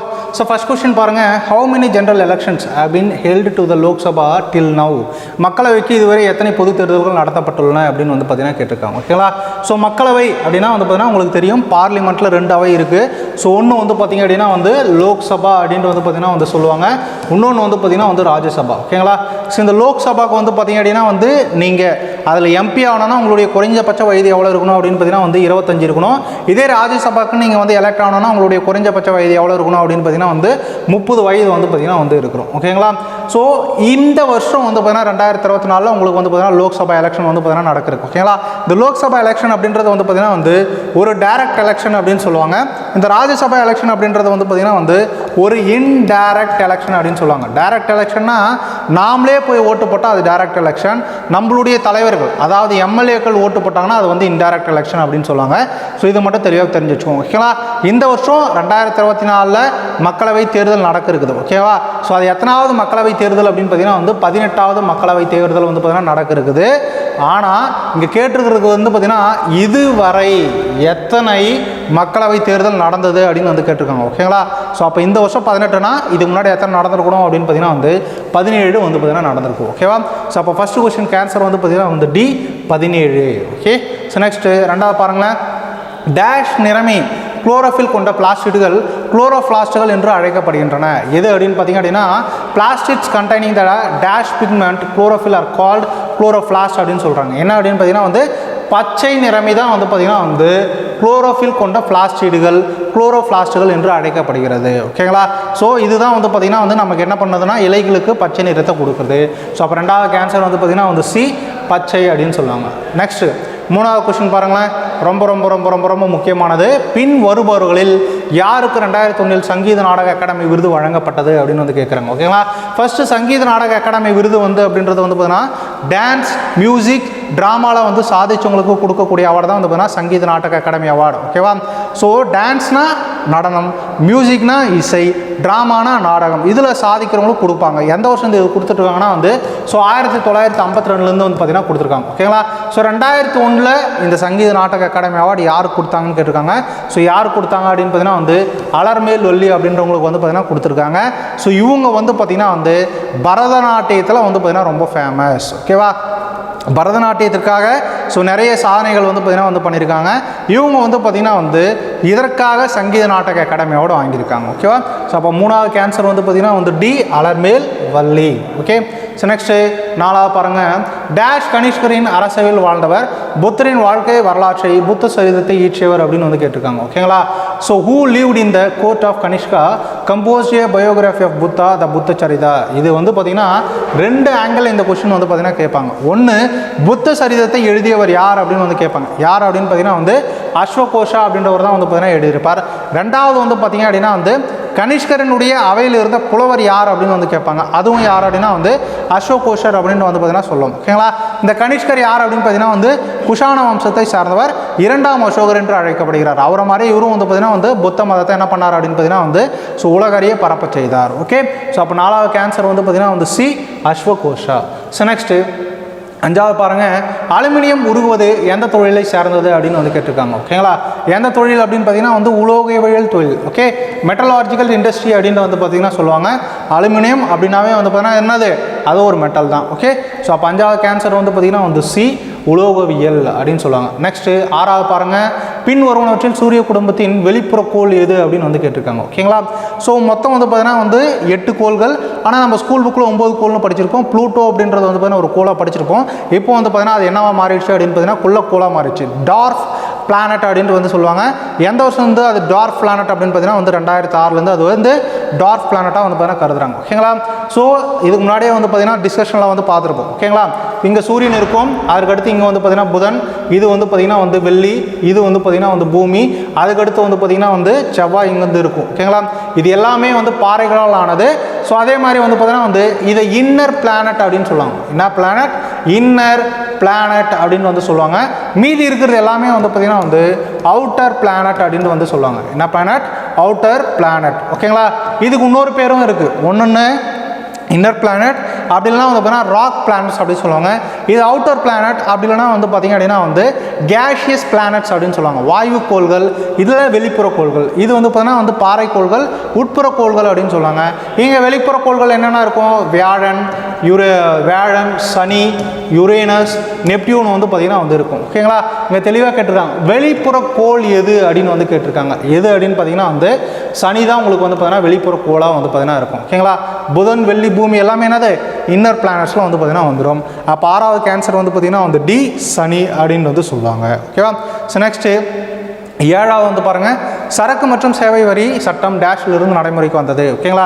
குட்ஸ் அண்ட் சர்வீஸ் டேக்ஸ் அப்படின்றது வந்து பார்த்தீங்கன்னா வந்து ஃபஸ்ட்டு உலகத்தில் எந்த நாட்டில் இன்ட்ரடியூஸ் பண்ணாங்க அப்படின்னு பார்த்தீங்கன்னா வந்து ஸோ ஃப்ரான்ஸில் தான் இன்ட்ரடியூஸ் பண்ணாங்க. எந்த வருஷம் அப்படின்னா 1954 இன்ட்ரடியூஸ் பண்ணியிருப்பாங்க. இது வந்து பார்த்தீங்கன்னா ஒரு மறைமுக வரி. ஓகேங்களா? ஸோ இந்த ஜிஎஸ்டி அப்படின்றது வந்து பார்த்தீங்கன்னா ஒன் நேஷன் ஒன் டேக்ஸ் அப்படின்ற ஒரு நோக்கத்தோடு வந்து பார்த்தீங்கன்னா இந்தியாவில் வந்து பார்த்தீங்கன்னா கொண்டு வந்தாங்க. இது பார்லிமெண்ட்டில் எப்போ பாஸ் பண்ணாங்க அப்படின்னு பார்த்தீங்கன்னா வந்து மார்ச் 29, 2017 வந்து பார்த்தீங்கன்னா பாஸ் பண்ணாங்க. ஆனால் இது நடைமுறைக்கு வந்தது எப்போ அப்படின்னு பார்த்தீங்கன்னா வந்து 1 ஜூலை 2017 வந்து பார்த்தீங்கன்னா இது நடைமுறைக்கு வந்தது. ஓகேவா? ஸோ இதுக்கு எத்தனாவது அமெண்ட்மெண்ட் போட்டாங்க அப்படின்னு பார்த்தீங்கன்னா அரசியலமைப்பில் 101வது அமெண்ட்மெண்ட் என்ன பண்ணியிருப்பாங்கன்னா வந்து பார்த்தீங்கன்னா போட்டிருப்பாங்க. அப்போ 7வது கேன்சர் வந்து பார்த்தீங்கன்னா வந்து 1 ஜூலை 2017. ஸோ நெக்ஸ்ட்டு 8வது பாருங்க, ரொம்ப ரொம்ப ரொம்ப ரொம்ப முக்கியமானது, காமன்வெல்த் விளையாட்டுப் போட்டிகளில் பங்கேற்காத இந்தியாவின் அண்டை நாடு எது? ஓகேங்களா? ஸோ பங்கேற்காத அப்படின்றது தான் ரொம்ப ரொம்ப முக்கியமானது. ஃபஸ்ட்டு காமன்வெல்த் நாடுகள் அப்படின்னா ஒன்றும் கிடையாது. பிரிட்டிஷ்காரங்க உலகம் ஃபுல்லாக நிறைய பகுதிகளை பிடிச்சி ஆட்சி பண்ணிட்டு இருந்தாங்க. ஓகேவா? ஸோ அந்த பகுதிக்குள்ளே இப்போ இருக்கிற கண்ட்ரிகள் சேர்ந்து ஆடக்கூடியதான் வந்து பார்த்தீங்கன்னா வந்து காமன்வெல்த் கேம்ஸ் அப்படின்னு வந்து சொல்லுவாங்க. இதில் பங்கேற்காத ஒரு நாடு எது அப்படின்னு பார்த்தீங்கன்னா வந்து ஸோ சைனா அப்படின்ட்டு வந்து பார்த்தீங்கன்னா சொல்லுவாங்க. ஓகேங்களா? ஸோ இந்த காமன்வெல்த் கேம்ஸ் ஃபஸ்ட்டு எப்போ ஸ்டார்ட் ஆச்சு அப்படின்னா வந்து 1930 வந்து பார்த்தீங்கன்னா ஸ்டார்ட் ஆச்சு. ஸோ லாஸ்ட்டாக வந்து பார்த்தீங்கன்னா வந்து 2022 வந்து பார்த்தீங்கன்னா நடந்தது. ஓகேங்களா? ஸோ 2022 தன்னுடைய 22வது பதிப்பு 22nd எடிஷன் வந்து பார்த்தீங்கன்னா நடந்தது. அது எங்கே நடந்தது அப்படின்னு பார்த்தீங்கன்னா பிர்மிங்காம், இங்கிலாந்தில் வந்து பார்த்தீங்கன்னா நடந்தது. ஓகேவா? ஸோ 23வது எடிஷன் எங்கே நடக்குது அப்படின்னு பார்த்தீங்கன்னா வந்து 2026 விக்டோரியா அப்படின்ற பிளேஸில் நடக்குது. ஸோ விக்டோரியா எங்கே இருக்குது அப்படின்னு பார்த்தீங்கன்னா வந்து ஆஸ்திரேலியாவில் வந்து பார்த்தீங்கன்னா இருக்குது. ஓகேவா? ஸோ அப்போ 8வது கேன்சர் வந்து பார்த்தீங்கன்னா வந்து சைனா தான் காமன்வெல்த் கேம்ஸில் பங்கேற்கிறது கிடையாது. Okay, option A. So next 9வது கொஸ்டின் பாருங்கள், மேற்கு ஒடிசா மக்களால் முதன்மையாக கொண்டாடப்படும் அறுவடை திருவிழா எது அப்படின்னு வந்து கேட்டிருக்காங்க. எது அப்படின்னு பார்த்தீங்கன்னா வந்து நுவாகாய் அப்படின்ட்டு வந்து பார்த்தீங்கன்னா வந்து சொல்லுவாங்க. ஓகேவா? ஸோ ஓணம் அப்படின்றது வந்து பார்த்தீங்க அப்படின்னா வந்து கேரளாக்காரங்க கொண்டாடுற அறுவடை திருவிழா. பொங்கல் அப்படின்றது வந்து பார்த்தீங்க அப்படின்னா வந்து தமிழர்கள் நாம கொண்டாடுற அறுவடை திருவிழா அப்படின்னு சொல்லுவோம். அந்த மாதிரி மேற்கு ஒடிசா அவங்களுக்கு வந்து பார்த்தீங்கன்னா அறுவடை திருவிழா எது? நுவாகாய் அப்படின்னு வந்து சொல்லுவாங்க. அப்போ 9வது கேன்சர் வந்து பார்த்தீங்கன்னா வந்து டி நுவாகாய். ஸோ நெக்ஸ்ட்டு 10வது பாருங்களேன், ரொம்ப ரொம்ப ரொம்ப முக்கியமானது, 1976 42 திருத்தச் சட்டம் இந்திய அரசியலமைப்பில் எந்த புதிய பகுதியை சேர்த்தது அப்படின்னு வந்து கேட்டிருக்காங்க. ஓகேங்களா. ஸோ 42nd அமெண்ட்மெண்ட் 1976 இது மினி கான்ஸ்டியூஷன் அப்படின்ட்டு வந்து பார்த்தீங்கன்னா வந்து சொல்லுவாங்க. ஓகேவா. ஏன்னா வந்து பார்த்தீங்கன்னா இது இந்திரா காந்தி நிறைய சேஞ்சஸ் வந்து பார்த்தீங்கன்னா கொண்டு வந்திருப்பாங்க. அதில் ரொம்ப முக்கியமான சேஞ்சஸ் இது அப்படின்னு பார்த்தீங்கன்னா வந்து அடிப்படை கடமைகளை வந்து பார்த்தீங்கன்னா சேர்த்திருப்பாங்க. இந்த அடிப்படை கடமைகள் ரஷ்யாவில் இருந்து எடுத்தது. இதற்காக ஒரு குழு இருந்தது, ஸ்வரன் சிங் குழு அப்படின்ட்டு ஒன்று இருந்தது. அதை வந்து பார்த்தீங்கன்னா வந்து இந்திய அரசியலமைப்பின் பகுதி 4A சேர்த்தாங்க. ஸோ அதற்கான தனி ஆர்டிகல் உருவாக்குனாங்க. ஆர்டிகல் 51A வந்து பார்த்தீங்கன்னா இருந்தது. ஓகேங்களா. ஸோ 1976 டோட்டலாக எத்தனை கடமைகள் இருந்ததுன்னா 10 கடமைகள் இருந்தது. இப்போ எத்தனை கடமைகள் இருக்குது அப்படின்னு பார்த்தீங்கன்னா வந்து 11 கடமைகள் வந்து பார்த்தீங்கன்னா இருக்குது. ஓகேவா. ஸோ அப்போ 10வது கேன்சர் வந்து பார்த்தீங்க அப்படின்னா வந்து சி பகுதி 4A தான் சேர்த்தாங்க. ஆர்டிகல் அப்படின்னு கேட்டிருந்தாங்கன்னா 51A அப்படின்னு வந்து சொல்லணும். அப்போ 10வது கேன்சர் என்னது? C part 4A. So next 11வது பாருங்க, ரொம்ப ரொம்ப ரொம்ப ரொம்ப முக்கியமானது. ஓகேங்களா. ஜாலியன் வாலாபாக் படுகொலை 1919 நடந்தது. ஜாலியன் வாலாபாக் எங்கு அமைந்துள்ளது அப்படின்னு வந்து கேட்குறாங்க. ஸோ எங்கே இருக்குது அப்படின்னு பார்த்தீங்கன்னா வந்து பஞ்சாபில் வந்து பார்த்தீங்கன்னா வந்து இருக்குது. ஓகேங்களா. இந்த ஜாலியன் வாலாபாக் அப்படின்றது வந்து பார்த்தீங்கன்னா ஸோ பஞ்சாபில் இருக்கக்கூடிய அமிர்தரஸ் அப்படின்ற ஒரு இடத்துல இருக்கக்கூடிய ஒரு சின்ன பூங்கா தான் வந்து பார்த்தீங்கன்னா ஜாலியன் வாலாபாக் அப்படின்னு சொல்லுவாங்க. ஸோ இங்கே வந்து பார்த்திங்க அப்படின்னா மக்கள் பைசாகி திருவிழாவை கொண்டாடுவதற்காக கூடியிருப்பாங்க. பட் ஆனால் வந்து பார்த்திங்கன்னா வந்து ஜென்ரல் டயர் அப்படின்றவர் வந்து பார்த்திங்கன்னா என்ன பண்ணியிருப்பார் அப்படின்னு பார்த்தீங்கன்னா ஸோ இவங்க வந்து போராட்டம் தான் பண்ணுறாங்க அப்படின்னு சொல்லிட்டு வந்து பார்த்தீங்கன்னா இவங்களை கொல்லணும் அப்படின்னு சொல்லிட்டு உத்தரவு கொடுத்துருப்பாங்க. ஸோ கண்மூடித்தனமாக வந்து பார்த்திங்கன்னா வந்து பல மக்களை சுட்டு கொண்டுருவாங்க ஆங்கிலேயர்கள். ஓகேவா. அதுதான் ஜாலியன் வாலாபாக் படுகொலை. ஸோ இதனால் மனசு உடைஞ்ச ரவீந்திரநாத் தாகூர் என்ன பண்ணுவார் அப்படின்னு பார்த்தீங்கன்னா வந்து தனது நைட்வுட் பட்டத்தை வந்து பார்த்தீங்கன்னா துறந்துருவார். அதே மாதிரி காந்தி வந்து பார்த்தீங்கன்னா கெய்சர் ஐ ஹிந்த் அப்படின்ற ஒரு பட்டத்தையும் என்ன பண்ணுவார்னா வந்து பார்த்தீங்கன்னா துறப்பார்.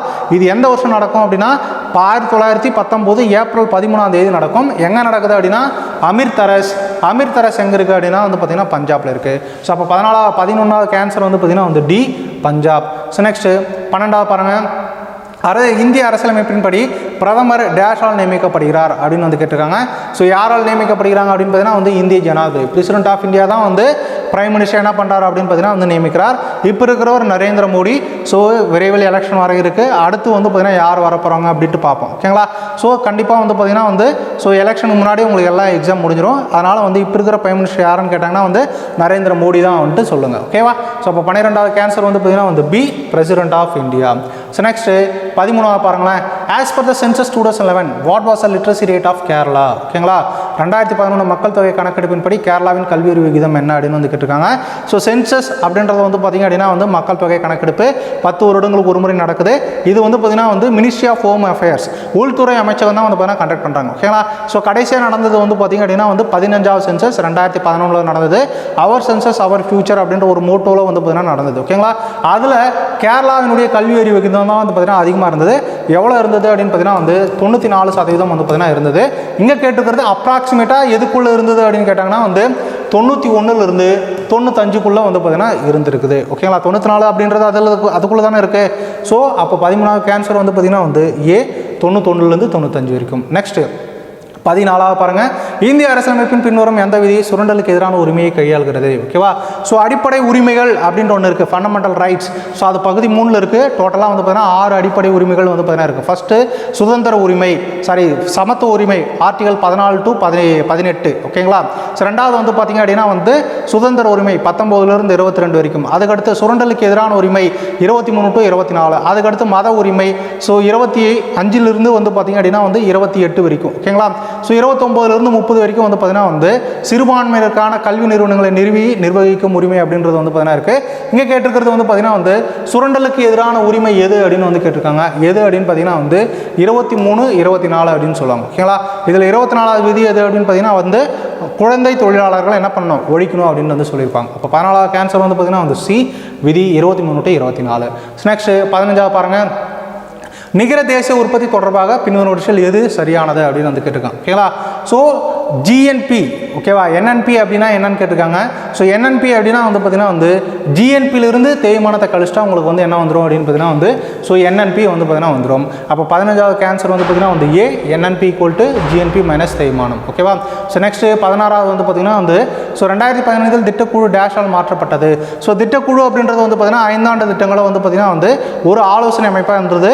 அந்த 5 ஆண்டு திட்டங்களை வகுத்த திட்டக்குழுவுக்கு மாற்றாக வந்தது எது அப்படின்னு பார்த்தீங்கன்னா வந்து நிதி ஆயோக் அப்படின்னு வந்து பார்த்தீங்கன்னா சொல்லுவாங்க. இது எப்போ வந்தது அப்படின்னு பார்த்தீங்கன்னா வந்து 1 ஜனவரி 2015 வந்து பார்த்தீங்கன்னா வந்தது. ஸோ இது வந்து பார்த்தீங்கன்னா வந்து national institute for transforming India அப்படின்னு வந்து சொல்லுவாங்க. இதனுடைய தலைவராக யார் இருப்பாங்க அப்படின்னு பார்த்தீங்கன்னா வந்து பிரதமர் இருக்காங்க. ஓகேங்களா? ஸோ 16வது கேன்சர் வந்து பார்த்தீங்கன்னா என்னது, திட்டக்குழுவுக்கு மாற்றாக வந்தது வந்து பார்த்தீங்கன்னா நிதி ஆயோக் அப்படின்னு சொல்லுவாங்க. ஆப்ஷன் ஏ தான் வந்து பார்த்தீங்கன்னா உங்களுக்கு கரெக்டான ஆன்சர். நெக்ஸ்ட் 17வது பாருங்க, ஆண்கள் ஜூனியர் உலகக்கோப்பை ஹாக்கி எங்கு நடைபெற்றது அப்படின்னு வந்து கேட்குறாங்க. ஸோ எங்கே நடந்தது அப்படின்னு பார்த்தீங்கன்னா வந்து கோலாலம்பூர் மலேசியாவில் வந்து பார்த்தீங்கன்னா நடந்தது. ஸோ இதில் யார் வந்து ஜெயிச்சாங்க அப்படின்னு பார்த்தீங்கன்னா வந்து ஜெர்மனியை ஜெயிச்சிருப்பாங்க. ஸோ இந்தியா எத்தனாவது இடத்துக்கு வந்திருக்கும் அப்படின்னு பார்த்தீங்கன்னா வந்து 4வது இடத்துல இது இருந்திருக்கும். ஓகேவா? ஸோ அப்போ 17வது கேன்சர் வந்து பார்த்தீங்கன்னா வந்து பி, கோலாலம்பூர். ஸோ நெக்ஸ்ட் 18வது பாருங்கள், Who is India's third woman Grand Master அப்படின்னு வந்து கேட்டிருக்காங்க. ஓகேங்களா? இந்தியாவின் 3வது பெண் கிராண்ட் மாஸ்டர் யார் அப்படின்னு வந்து கேட்டிருக்காங்க. ஓகே, ஸோ மொத்தம் வந்து பார்த்தீங்கன்னா இந்தியாவில் மொத்தம் 3 பெண் கிராண்ட் மாஸ்டர்கள் தான் இருக்காங்க. ஃபர்ஸ்ட்டு வந்து பார்த்தீங்கன்னா வந்து கொனேரு அப்படின்ற ஒரு பெண்மணி இருக்காங்க. 2வது வந்து பார்த்தீங்கன்னா வந்து ஹரிகா அப்படின்ற ஒரு பெண்மணி இருக்காங்க. 3வது இப்போ யார் உருவாகி இருக்காங்க அப்படின்னு பார்த்தீங்கன்னா வந்து வைஷாலி ரமேஷ் பாபு அப்படின்றவங்க வந்து பார்த்தீங்கன்னா உருவாகி இருக்காங்க. ஓகேங்களா? இது வந்து பெண்களில். இதே வந்து பார்த்தீங்கன்னா ஆண்களில் இந்தியாவின் முதல் கிராண்ட் மாஸ்டர் யார் அப்படின்னு பார்த்தீங்கன்னா வந்து உங்களுக்கு எல்லாருக்குமே தெரியும், விஸ்வநாதன் ஆனந்த் தான் வந்து பார்த்தீங்கன்னா முதல் கிராண்ட் மாஸ்டராக வந்து பார்த்தீங்கன்னா இருக்கிறார். ஓகேவா? ஸோ அப்போ 18வது கேன்சர் வந்து பார்த்தீங்கன்னா வந்து ஷி வைஷாலி ரமேஷ் பாபு. அதே மாதிரி இன்னொரு விஷயம் என்ன அப்படின்னு பார்த்தீங்கன்னா வந்து இப்போ இந்த வருஷம் கரண்ட்டாக வந்து இந்தியாவின் நம்பர் 1 செஸ் பிளேயர் யார் அப்படின்னு பார்த்தீங்கன்னா வந்து பிரக்யானந்தா அப்படின்ற ஒருத்தர் வந்து பார்த்தீங்கன்னா இருக்கிறார். ஓகே, அது கண்டிப்பாக கேட்கறதுக்கு வாய்ப்பு இருக்குது. ஓகேவா? ஸோ நெக்ஸ்ட் 19 பாருங்க, இந்தோனேஷியாவில் நடைபெற்ற FIFA Under-17 உலகக்கோப்பையை வென்றவர் யார் அப்படின்னு வந்து கேட்டிருக்காங்க. ஓகே, 2022 வந்து FIFA வேர்ல்டு கப் நடந்தது. அதில் ஜெயிச்சவங்க யார் அப்படின்னு பார்த்தீங்கன்னா வந்து அர்ஜென்டினா, உங்களுக்கு வந்து தெரியும். அந்த மாதிரி FIFA Under-17 உலகக்கோப்பை வந்து பார்த்தீங்கன்னா நடந்தது. எங்கே நடந்திருக்கு? இந்தோனேஷியாவில் நடந்திருக்கு. இதுவும் கொஸ்டின் கேட்கலாம். FIFA Under-17 உலகக்கோப்பை எங்கே நடந்ததுன்னு கேட்கலாம். எங்கன்னா இந்தோனேஷியாவில். அதில் ஜெயிச்சவங்க யார் அப்படின்னு பார்த்தீங்கன்னா வந்து ஜெர்மனி ஜெயிச்சிருக்காங்க. ஸோ ஜெர்மனி ஃபஸ்ட் டைம் என்ன பண்ணியிருக்காங்க அப்படின்னு பார்த்தீங்கன்னா வந்து வின் பண்ணியிருக்காங்க. ஓகேவா? ஸோ அப்போ 19வது கேன்சர் வந்து பார்த்தீங்கன்னா வந்து ஏ, ஜெர்மனி. மலேசியாவில் நடந்ததும் அவங்க தான், ஜெர்மனி தான் வின் பண்ணியிருக்காங்க. இந்தோனேஷியாவில் நடந்த FIFA வேர்ல்டு கப்பும் அவங்க தான் வின் பண்ணியிருக்காங்க. ஓகேவா? ஸோ நெக்ஸ்ட்டு சமீபத்தில் உலகின் 8வது அதிசயமாக மாறியது எது அப்படின்னு வந்து கேட்டிருக்காங்க. ரொம்ப ரொம்ப ரொம்ப ரொம்ப ரொம்ப ஒரு முக்கியமான ஒன்று. ஓகேவா? எது அப்படின்னு பார்த்தீங்கன்னா வந்து அங்கோர் வாட் கோயில் அப்படின்ட்டு வந்து பார்த்தீங்கன்னா சொல்லுவாங்க. இந்த அங்கோர் வாட் கோயில் வந்து பார்த்தீங்கன்னா இந்து புத்த கோயில் அப்படின்னு வந்து சொல்லுவாங்க. அதனுடைய கட்டடக்கலை வந்து பார்த்தீங்கன்னா மிக அற்புதமாக இருக்கும். எப்படி நம்ம தாஜ்மஹால் வந்து பார்த்தீங்கன்னா வந்து எந்த அளவுக்கு அற்புதமாக இருக்குது, அது உலக அதிசயங்கள் ஒன்று இருக்கு இல்லையா, அந்த மாதிரி வந்து பார்த்தீங்கன்னா அதனுடைய கட்டடக்கலையும் ரொம்ப அதிசயமாக, ரொம்ப வந்து அற்புதமாக இருக்கும். ஓகேவா? ஸோ அதனால் வந்து பார்த்திங்க அப்படின்னா அது உலகின் 8வது அதிசயமாக அறிவிச்சிருக்காங்க. இந்த அங்கோர் வாட் எங்கே இருக்குது அப்படின்னு பார்த்தீங்கன்னா வந்து கம்போடியா அப்படின்ற ஒரு இடத்துல வந்து பார்த்தீங்கன்னா இருக்குது. ஓகேங்களா? ஸோ அப்போ 20வது கேன்சர் வந்து பார்த்திங்கன்னா வந்து D. So welcome to all. Already first test நல்லா பண்ணியிருப்பீங்கன்னு நினைக்கிறேன். ஸோ நம்ம இன்றைக்கி செகண்ட் டெஸ்ட்டுடைய மேக்ஸ் எக்ஸ்பிளேஷன் தான் பார்க்க போகிறோம். சரிங்களா? ஸோ ஃபஸ்ட் கொஸ்டின் பாருங்கள், என்ன கொடுத்துருக்காங்கன்னா, ஸோ ஒரு உமன் இருக்காங்களாம், ரைட்டா? அவங்க வந்து ஒரு இடத்துலேருந்து இன்னொரு இடத்துக்கு, அதாவது வந்து ஏபின்னு 2 இடத்துக்குன்னு வச்சுக்கோங்களேன். அதில் ஒரு இடத்துலேருந்து இன்னொரு இடத்துக்கு போகிறப்போ 75 km/h அப்படிங்கிற ஸ்பீடில் போகிறாங்க. போயிட்டு அதாவது காரில் திரும்ப பியிலிருந்து ஏக்கு வந்து என்ன ஸ்பீடில் வராங்கன்னா ரிட்டர்ன் வந்து 100 km/h ஸ்பீடில் வராங்க. அப்போ என்ன ஆவரேஜ் ஸ்பீட் அப்படின்னு சொல்லி கேட்குறான். ரைட்டா? அப்போ நமக்கு ஆவரேஜ் ஸ்பீடுக்கு டேரெக்டாக ஃபார்முலா இருக்குது, தெரியும். ரைட்டா? என்னது அப்படின்னா 2s1 s2 / s1 + s2. ரைட்டுங்களா? ஆமாம். அப்போ இதில் s1ங்கிறது என்னென்னா 75, s2ங்கிறது 100. ரைட்டா? அப்போ சப்ஸ்டியூட் பண்ணுவோம். அப்போ 2 × 75 × 100. ரைட்டா? அப்போ s1 + s2, அப்போ 100 + 75 எவ்வளோ? 175. அப்போ 4 25 100. அப்புறம் அங்கே எத்தனை 75? 175 வரும் பாருங்க, 7. ரைட்டா? அப்போ மீதி எல்லாம் இருக்குங்க. 2 × 75 150, 150 × 4 600. அப்போ 600/7. ரைட்டா? இதுதான் ஆவரேஜ் ஸ்பீடு. அப்போ ஆப்ஷனில் பார்த்தீங்கன்னா 600/7 இல்லை. ரைட்டா? அப்போ மிக்சடு ஃப்ராக்ஷனில் மாற்றிருக்கோம். அப்போ என்ன பண்ணுறீங்க, 600/7 பார்த்தீங்கன்னா என்ன ஆன்சர் கிடைக்குன்னா உங்களுக்கு வந்து 85 5/7. அதாவது என்ன வரும்னா கோஷன்ட்டில் வந்து 85 வரும், ரிமைண்டரில் வந்து 5 வரும். ரைட்டுங்களா? அவ்வளோதான் விஷயம். ஸோ இந்த கொஸ்டின் பாருங்கள். So find the LCM of greatest 2-digit number divisible by 12 and the smallest 2-digit number divisible by 18. ரைட்டா? 12ஆல் வகுப்படும் மிகப்பெரிய எண் இலக்க எண் இருக்கும், 8ஆல் வகுப்படும் மிகச்சிறிய எண் இருக்குமான மீசிமா என்னன்னு சொல்லி கேட்குறான். ரைட்டா? நமக்கு என்ன தெரியணும் அப்படின்னா 12ஆல் வகுப்படைய மிகப்பெரிய கிரேட்டஸ்ட் 2-digit நம்பர் என்னன்னு தெரியணும். ரைட்டா? அப்போ நமக்கு 12வது எப்படி தெரிஞ்சால் போதும். 12ஆவது வகுப்பு. நம்ம 12வது எப்படி தெரியும் இல்லையா? 12 5 60, 12 6 72. ஏன்னா 12 7 84, 12 8 96, 12 9 108 வந்துடும். அப்போ 12 8 தான் எவ்வளவு? 96. அப்போ 2 டிஜிட்டில் 12ஆல் வகுப்படக்கூடிய பெரிய நம்பர் அதே தான், 96.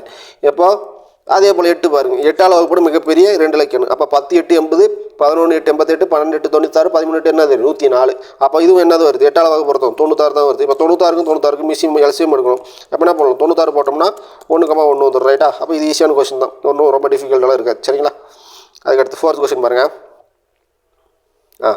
என்ன பண்ணுறாரு, ஒரு மளிகை கடைக்காரர் வந்து அரிசி வந்து 15% லாபத்துக்கு விற்கிறார். ரைட்டா?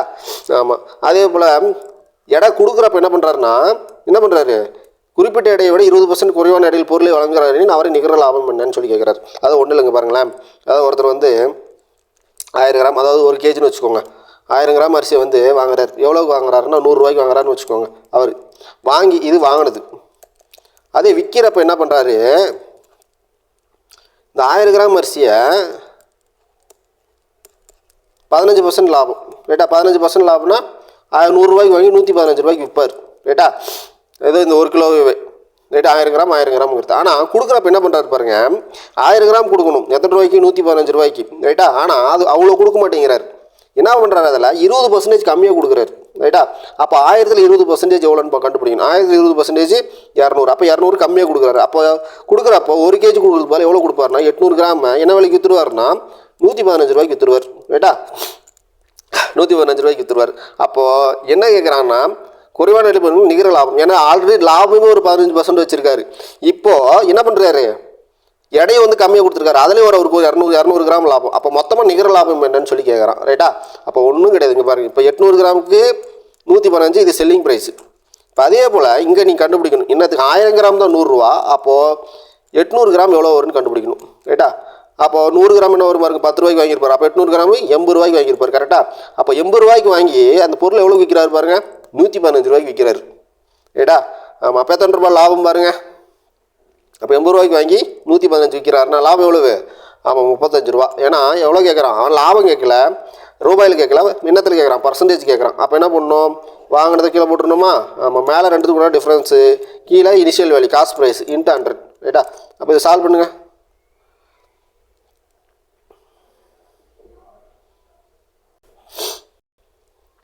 அப்போ நமக்கு என்ன இருந்துச்சு பாருங்கள், மேலே 35 வந்துச்சா? ஆமாம். லாபம் வந்து 35 ரூபா. ஏன்னா வாங்கினது 80 ரூபாய்க்கு, விற்றது எவ்வளவு 115 ரூபாய்க்கு. ரைட்டா? அப்போ லாபம் 35 ரூபா, வாங்கினது எவ்வளவு 80 ரூபாய்க்கு. ஓகேவா? 800 கிராம் 80 ரூபாய்க்கு வாங்கியிருக்காரு அந்த கணக்கு. அப்போ இது பர்சன்டேஜ். அப்போ இதை சால்வ் பண்ணுங்கள். இதை சால்வ் பண்ணிங்கன்னா எவ்வளோ வரும் பாருங்க, அடிச்சிங்கன்னா இங்கே 5 இங்கே 4. ரைட்டா? அதுக்கப்புறம் இதை சால்வ் பண்ணிங்கன்னா 8 4 32. அப்போ 8.75 கிட்ட வரும். ரைட்டா? இன்ட்டு 5. இப்போ மல்டிப்ளை பண்ணுங்கள். மல்டிப்ளை பண்ணிங்கன்னா 43.75 வந்துடும். சரிங்களா? அவ்வளோதான். இது பாருங்கள், இது ஒரு ஈஸியான கொஸ்டின். இதில் ஒன்றும் பெருசாக இது பண்ணுறதுக்கு இல்லை, ஜஸ்ட்டு நீங்கள் வேல்யூ சப்ஸ்டியூட் பண்ணிங்கன்னா போதும். ஏக்கு வந்து 2, பிக்கு வந்து 3 அப்படின்னு சொல்லிட்டு. அதாவது ஃபஸ்ட்டு எப்படி சப்ஸ்டியூட் பண்ண முதல்ல இதில் சப்ஸ்டியூட் பண்ணணும். அப்போ சப்ஸ்டியூட் பண்ணிங்கன்னா 2 கியூப், அப்போ 5 × 8, அப்போ 40 மைனஸு இங்கே பாருங்கள் ஏ ஸ்கொயரு, அப்போ 4 அப்போ 2 × 4 × 3. ரைட்டா? அப்போ எவ்வளோ வரும் பாருங்க, 2 × 4 × 3 2 8 8 3 எவ்வளவு 24. அப்போ 40லேருந்து 24 கழிச்சிங்கன்னா 16 வந்துடும். அதுக்கப்புறம் இதெல்லாம் சப்ஸ்டியூட் பண்ணுங்கள். எவ்வளோ வரும் பாருங்கள், 3 × ஏவோட வேல்யூ 2, பியோட வேல்யூ பி ஸ்கொயருங்க. அப்போ 3 ஸ்கொயர் பண்ணால் 9. அப்போ 3 18 54. ரைட்டா? 54 மைனஸு பி கியூப்னா எவ்வளவு 3 கியூப். அப்போ 9 9 27. அப்போ 54 27 போச்சுன்னா 27. ரைட்டா? அப்போ 16:27 தான் சரியான விடை. சரிங்களா? அப்போ ஏ தான் சரியான விடை. அதுக்கப்புறம் பாருங்கள், இது ஒரு கொஸ்டின், ஈஸியான கொஸ்டின். ஒருத்தர் வந்து 30,000 வந்து 5 வருஷத்துக்கு வந்து கூட்டு வட்டியில் வந்து இன்வெஸ்ட் பண்ணுறாரு. முதல் வருஷத்துக்கு அப்புறம் வந்து எவ்வளோ கிடைக்குதுன்னா 34,200 ரூபா கிடைக்குதுன்னா, அப்போ 2வது ஆண்டு முடிவில் எவ்வளோ கிடைக்கும் அப்படின்னு சொல்லிட்டு கேட்குறான். ரைட்டா? ஸோ முதல்ல 2வது ஆண்டு முடிவில்னா நமக்கு வந்து இதை கால்குலேட் பண்ணுறது முதல்ல ரேட் ஆஃப் இன்ட்ரெஸ்ட் வேணும். ரைட்டா? அப்போ ரேட் ஆஃப் இன்ட்ரெஸ்ட்னா எப்படி கண்டுபிடிக்கிறதுனா, அங்கே பாருங்கள் 30,000 இருந்தது, முதல் வருஷத்துக்கு அப்புறம் எவ்வளோ மாறுது 34,200 ரூபா மாறுது. அப்போ வட்டி மட்டும் எவ்வளோ கிடச்சிருக்கு 4,200 ரூபாய் அப்போ போட்டுக்கோங்க. ரைட்டா? போட்டுட்டு இனிஷியல் அமௌண்ட்டு இன்னும் அந்த இன்வெஸ்ட்மெண்ட்டை கீழே போட்டுருங்க. ரைட்டா? போட்டு 100% கண்டுபிடிக்க போகிறத. அப்போ இதை சால்வ் பண்ணுங்க. அப்போ 2 0க்கு 2 0 அடிச்சிருங்க. இங்கே 2 0 இங்கே 0 அடிச்சிட்டிங்கன்னா மீதி எவ்வளோ இருக்கும் 14%. ரைட்டா? ஆமாம். இப்போது வட்டி வந்து 14%. அப்போது என்ன உங்களுக்கு கூட்டு வட்டியில் வட்டி கிடைக்கும். ரைட்டா? அப்போது மொதல் வருஷம் முடிஞ்சு 3,400 ரூபா இருக்கா. அப்போ 2வது வருஷம் இது பண்ணுறப்போ என்ன பண்ணணும், இந்த 3,400க்கு திரும்ப 14% கண்டுபிடிச்சிங்கன்னா போதும். ரைட்டா? அப்போ டோட்டல் அமௌண்ட் உங்களுக்கு கிடச்சிரும். ஓகேவா? அப்போ 0க்கு 0 அடிச்சிருங்க. அடிச்சிங்கன்னா 342 × 14 ரைட்டா? மல்டிப்ளை பண்ணுங்கள், எவ்வளோ வருதுன்னு பாருங்கள். ஆமாம் ரைட்டா? மல்டிப்ளை பண்ணிங்கன்னா 38988 அப்படின்னு சொல்லி ஆப்ஷன் ஏ வந்துடும். சரிங்களா? அவ்வளோதான். அதுக்கடுத்து பாருங்கள், இது ஒரு ஈஸியான கொஸ்டின். ஸோ வந்து 8 நாளில் ஒருத்தர் 16 நாள். அப்போ இதுக்கு எல்சிஎம் எடுத்துருங்க. எஃபிஷியன்சி மாடலில் போட போகிறோம். இப்போ 16. அப்போ எல்சிஎம் எடுத்திங்கன்னா எவ்வளோ வரும்? 8 போட்டிங்கன்னா 1,2. அப்போ டோட்டல் இருக்குது. அதாவது எல்சிஎம் வந்து எவ்வளோ வரும்னா 16 ரைட்டா? அப்போ இது 16 சாக்லேட். 16 சாக்லேட் எத்தனை நாளில் செய்கிறான்? 8 நாளில் செய்கிறான். அப்போ 16/8. அப்போ ஒரு நாளைக்கு எத்தனை சாக்லேட் செய்வான்னு கண்டுபிடிக்க போகிறோம். அவனோட எஃபிஷியன்சி ஒரு நாளைக்கு 2 சாக்லேட். பி எடுத்து பாருங்கள். அதே 16 சாக்லேட் எத்தனை நாள் செய்கிறான்? 16 நாள் செய்கிறான் ரைட்டா? அப்போ ஒரு நாளைக்கு ஒரு சாக்லேட் தான் செஞ்சுருப்பான். இப்போ பாருங்கள், 3 நாட்கள் 2 பேரும் செய்கிறாங்க. அப்போ ஒரு நாளைக்கு ஏ மட்டும் தனியாக 2 சாக்லேட், பி மட்டும் 1 சாக்லேட். 2 பேர் சேர்ந்தாங்கன்னா ஒரு நாளைக்கு 3 சாக்லேட். அப்போ 3 நாள் சேர்ந்து வேலை பார்த்துருக்கான். அப்போ 3 × 3 எவ்வளவு? 9 சாக்லேட் 3 நாள் செஞ்சிருப்பான். எத்தனை சாக்லேட் செய்யணும்? 16 சாக்லேட் ரைட்டா? அப்போ இன்னும் எத்தனை சாக்லேட் செய்ய வேண்டி இருக்குது? 16ல் 9 செஞ்சுருக்கான். அப்போ நம்ம மீதி இன்னும் எவ்வளோ இருக்குது? Remaining work. ஆமாம். அப்போ 16லேருந்து 9 கழிச்சோம்னா எவ்வளோ வந்துடும்? 7 வந்துடுமா? அப்போ மீதி தான் ரிமைனிங். அப்போ 7/16. 16ல் ஒன்று 7 பெண்டிங் இருக்குது ரைட்டா? அப்போ சி தான் சரியான விடை. அதுக்கடுத்து பாருங்கள். ஸோ இதில் 3 மிதி வண்டிகள் வாங்குறாங்களாம். எவ்வளோக்கு? 16,500க்கு. அப்போ ஒரு சைக்கிளுக்கு வந்து 200 செலவு செஞ்சு என்ன பண்ணுறாரு? டிரான்ஸ்போர்ட்டுக்காண்டி செலவு பண்ணுறாரு. அந்த சைக்கிள் வந்து ஒரு இடத்துல இன்னொரு இடத்துக்கு கொண்டு போகிறதுக்கு. அதுக்கப்புறம் வந்து 8% லாபத்துக்கு கிடைக்க ஒரு வண்டி என்ன விலைக்கு விற்கணும் அப்படின்னு சொல்லி கேட்குறான். முதல்ல என்ன பண்ணுங்க? ஒரு சைக்கிளோட விலையை கண்டுபிடிச்சிருங்க ரைட்டா? எப்படி ஒரு சைக்கிளோட விலையை கண்டுபிடிக்கிறது? ஆமாம், இந்த 16,500 3ஆல் வகுத்துருங்க. 3ஆல் வகுத்திங்கன்னா எவ்வளோ வரணும்? ஒரு சைக்கிளுக்கு வந்து எவ்வளோ வரும் பாருங்க? 5,5,5,5,0 வரும் ஒரு சைக்கிளோட விலை. இது பாருங்கள், ஒரு சைக்கிளுக்கு 200 செலவு பண்ணி டிரான்ஸ்போர்ட் இது பண்ணுறாரு, இடம் மாற்றுறதுக்காக. அப்போது சைக்கிளோட விலை 5,500 தான். ஆனால் அந்த டிரான்ஸ்போர்ட்டுக்காண்டி செலவு பண்ணுறாரு இல்லையா? அப்போ அதுவும் என்னது? காஸ்ட் ப்ரைஸ் கூட ஆட் ஆயிரும் ரைட்டா? அப்போது எவ்வளோ வரும்? 5,700 வந்துருமா? ரைட்டு. இதுக்கு எவ்வளோ லாபம் வச்சு விற்கிறாரு? 8% லாபம் வச்சு விற்கிறாரு. அவ்வளோதான். அப்போது 8. அப்போது 57 × 8 எவ்வளோ வரும்னு பாருங்கள்? 456 வரும் ரைட்டா? அப்போ 5,700 கூட 456 கூட்டுங்க. 456 கூட்டினீங்கன்னா 6156 ரைட்டா? ஆப்ஷன் டி சரியான விடை ரைட்டுங்களா? அவ்வளோதான். அதுக்கடுத்து 9வது பாருங்கள். ஸோ வந்து இது ஈஸியான கொஷின் தான். ஸோ வெள்ளி, சனி, ஞாயிறு ரைட்டா? அப்போது வெள்ளி வந்து நான் என்ன எடுத்துக்கிறேன்? ஃப்ரைடே ரைட்டா? ஆமாம் தானே? ஃப்ரைடே தான் எஃப்னு எடுத்துக்கிறேன். அப்புறம் சாட்டர்டே ரைட்டா? அது அதுக்கடுத்து சண்டே.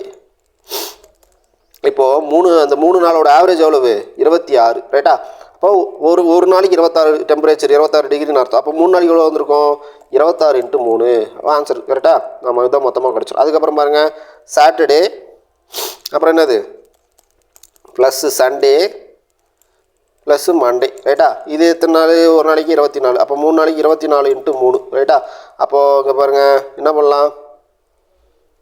இதுலேருந்து இதை கழிச்சிட்டோம்னா நமக்கு என்ன கேட்குறான்? வெள்ளிக்கிழமை விட வெப்பநிலை கேட்குறான். அப்போ 1லேருந்து 2 கழிச்சிங்கன்னா உங்களுக்கு என்ன கிடைக்கும் பாருங்கள்? இந்த சாட்டர்டே கேன்சல் ஆயிரும், சண்டே கேன்சல் ஆயிரும்.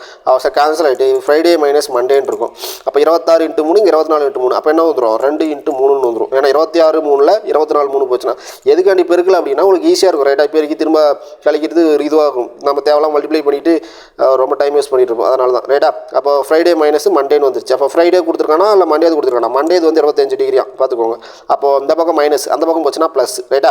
அப்போ என்ன ஆகும்? இந்த பக்கம் 2 × 3 6. அப்போ 6 + 25. இப்போ 6 + 25 எவ்வளோ வரும்? 31 வந்துருமா? அப்போ 31 எங்கே இருக்கு பாருங்கள்? ஆப்ஷன் டி தான் சரியான விடை. அதுக்கடுத்து பாருங்கள், வினோத் ஒரு பொருளை வந்து 5% நட்டத்துக்கு விற்கிறாரு. அப்போ பொருளில் வந்து அவர் 20% குறைவான விலைக்கு வாங்கி முன்பை விட 25க்கு அதிகமாக விற்றிருந்தால் அவருக்கு கிடைக்கும் 20% லாபம்னா பொருளோட உண்மையான விலை என்னன்னு சொல்லி கேட்குறான். ஃபஸ்ட்டு என்ன பண்ணுங்கள்? நீங்கள் அஸ்யூம் பண்ணுங்கள் பொருளோட விலை 100% அப்படின்னு சொல்லிட்டு ரைட்டா? இது காஸ்ட் ப்ரைஸ். என்ன பண்ணுறாரு? இப்போ விற்கிறாரு எவ்வளோ பர்சன்ட்? நட்டத்துக்கு 5%. அப்போ 95% விற்றுருப்பார். ஓகேவா? ஆமாம், இது வந்து செல்லிங் ப்ரைஸ். இப்போ என்ன பண்ணுறாரு? முன்ன விலையை விட 20% கம்மியாக வாங்குறாரு. முன்னே எவ்வளோ வாங்கியிருந்தாரு? 100%. அப்போ 20% கம்மியாக வாங்கியிருக்காருன்னா 80% அந்த பொருளை வாங்கியிருப்பாருன்னு அர்த்தம். வாங்கிட்டு எவ்வளோ ஜாஸ்தியாக விற்கிறாரு பாருங்கள்? 25 அதிகமாக ரைட்டா? அப்போ 25க்கு அதிகமாக விற்கிறாருன்னா எவ்வளவு? 20% லாபம் கிடைக்குது. எதில்? வாங்கினதுலேருந்து தான் நம்ம லாபம் கண்டுபிடிக்கணும். அப்போ 80ல் 20% எவ்வளோ வரும் பாருங்கள்? ஆமாம் 16. அப்போ 80 கூட என்ன பண்ணணும்? 16 கூட்டிக்கணும் ரைட்டா? கூட்டினீங்கன்னா 96. ஓகேவா? இப்போ பாருங்கள், முதல்ல 100க்கு வாங்கி 95க்கு விற்றார். இப்போ 80க்கு வாங்கி 96க்கு விற்கிறாரு. அப்போவுமே லாபம் கிடைக்குது. அதான் ரைட்டா? அப்போ பாருங்கள், முன்னே எவ்வளோக்கு விற்றாரு? 95%. இப்போ எவ்வளோக்கு விற்கிறாரு? 96%. அப்போது எவ்வளோ % எக்ஸ்ட்ரா விற்றுருக்காரு? 1%க்கு வந்து எக்ஸ்ட்ரா விற்றுருக்காரு. அதாவது வந்து முன்ன செல்லிங் ப்ரைஸுக்கு இப்போ செல்லிங் ப்ரைஸுக்கு 1% எக்ஸ்ட்ராவாக இருக்குது ரைட்டா. எதனால் 25 கூட்டினதுனால ரைட்டா. ஆமாம் 25 சேர்த்து விற்றுறதுனால அப்போ அந்த 25 1%ங்கிறது 25. அப்போ என்ன கேட்குறான், உண்மையான விலைங்கிறது என்னது, இனிஷியலாக இருந்தது 100% ரைட்டா. இப்போ 100% என்னன்னு கண்டுபிடிக்கணும். அப்போ 1% 25னா 100% எவ்வளவு, அப்படியே 2 0 பெருக்கிற வேண்டியது தான் ரைட்டா. முடிஞ்சு போச்சு, 2500 கிடச்சிரும். அப்போ ஆப்ஷன் ஏ தான் சரியான விடை. அதுக்கடுத்து பாருங்கள், ஒரு நகரத்தின் தற்போதைய மக்கள் தொகை வந்து 10 லட்சம், 2 ஆண்டுகளுக்கு இது வந்து இவ்வளோ இருக்குன்னா சீரான வளர்ச்சி என்னன்னு சொல்லி கேட்குறாங்க ரைட்டா. அப்போது ஒன்றும் இல்லைங்க பாருங்கள். சரி என்ன பண்ணிக்கலாம்னா, இதை 10 லட்சம் 12.10 அப்படின்னாலாம் எடுக்காதீங்க, வெறும் 10 இங்கே 12.10 அப்படின்னு எடுத்துக்கோங்க. அப்போ நமக்கு ஃபார்முலா தெரியும் என்னது, ஏஸ் ஈக்குவல் டு நம்ம அந்த கூட்டுவடிக்கு போகிற ஃபார்முலா தான் இதுக்கும் ரைட்டா. 1 + r/100 பவரில் n ரைட்டா. ஆமாம், அப்போ என்ன பண்ணலாம், இங்கே 1 2 1 0. அப்போ 1 2 இது வந்து புள்ளியில் இருக்கா, அதனால் 100ஆல் மல்டிப்ளை பண்ணியிருக்கேன். 100ஆல் மல்டிப்ளை பண்ணால் 1 2 1 0ன்னு வந்துடும். இங்கே பாருங்கள், இங்கேயே இதை 100ஆல் மல்டிப்ளை பண்ணியிருக்கேன்னா அப்போ இதாலையும் 100ஆல் மல்டிப்ளை பண்ணி, ஏன்னா ப்ரெசென்ட் பாப்புலேஷன் எவ்வளோ 10 லட்சம். அப்போ 100ஆல் மல்டிப்ளை பண்ணால் இந்த பக்கம் கொண்டு வந்துடுறேன், அப்போ 1000 ரைட்டா.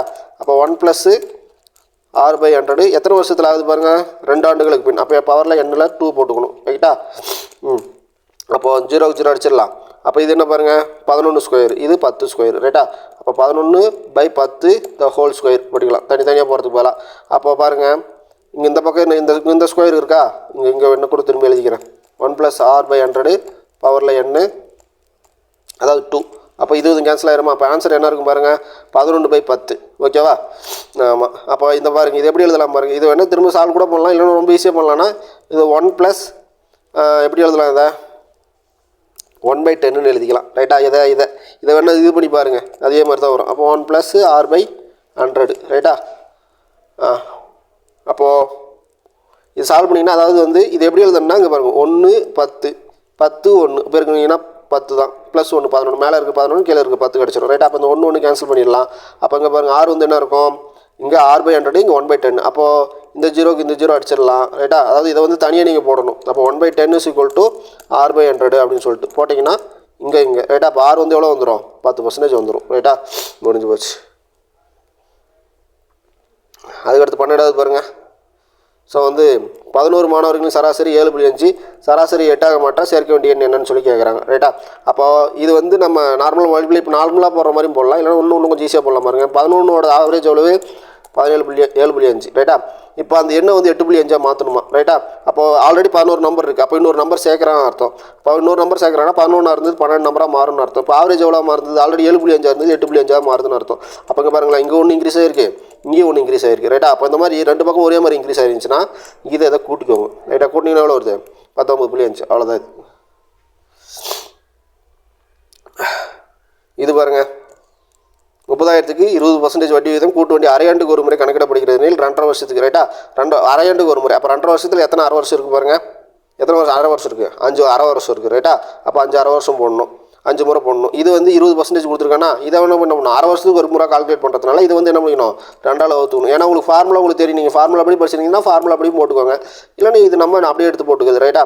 அப்போது 30,000, அதாவது 30,000 3 லட்சம் இன்ட்டு இங்கே என்ன பண்ணலாம், ஆமாம் 10. அப்போ என்ன பண்ணுவோம், நமக்கு ஏ = P × 1 + r/100. அப்போ இங்கே என்ன வரும், 1 + 10/100 மேலே பவரில் 5 வரும் ரைட்டா. அப்போ அதை சால்வ் பண்ணோம்னா 100 + 10 110, 110/100 அப்படின்னு வரும். அப்போ நான் என்ன பண்ணுறேன், டேரெக்டாக வந்து 11/10 அப்படின்னு எடுத்துக்கிறேன். 11/10 × 11/10 எத்தனை முறை போடுறேன், 5 முறை போடணும் ரைட்டா.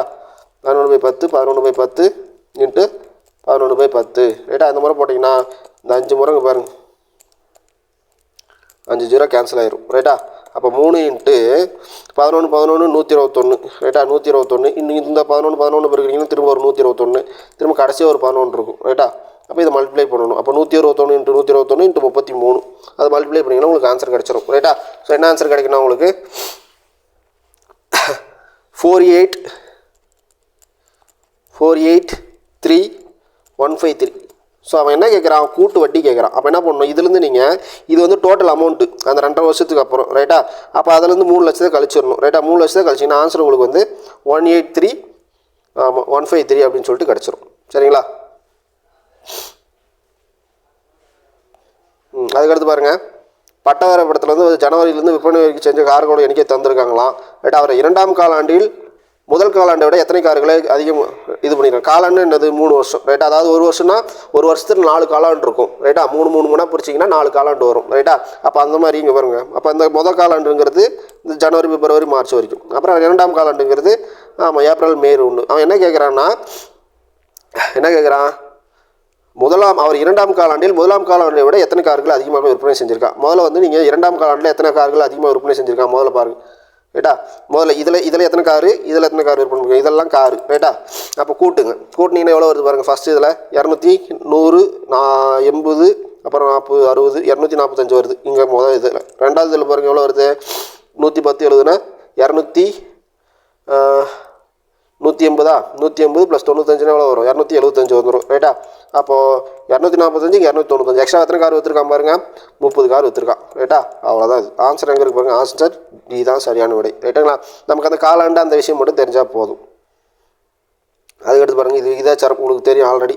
ஸோ என்ன பண்ணுவீங்க இங்கே 11/6 வகுத்தல் 9.2 இங்கே 32.8 ஏன்னா ஃபோர்த் ப்ரொபோஷனல் தான் கேட்குறான். அப்போ எக்ஸ் கேட்குறான் ரைட்டுங்களா.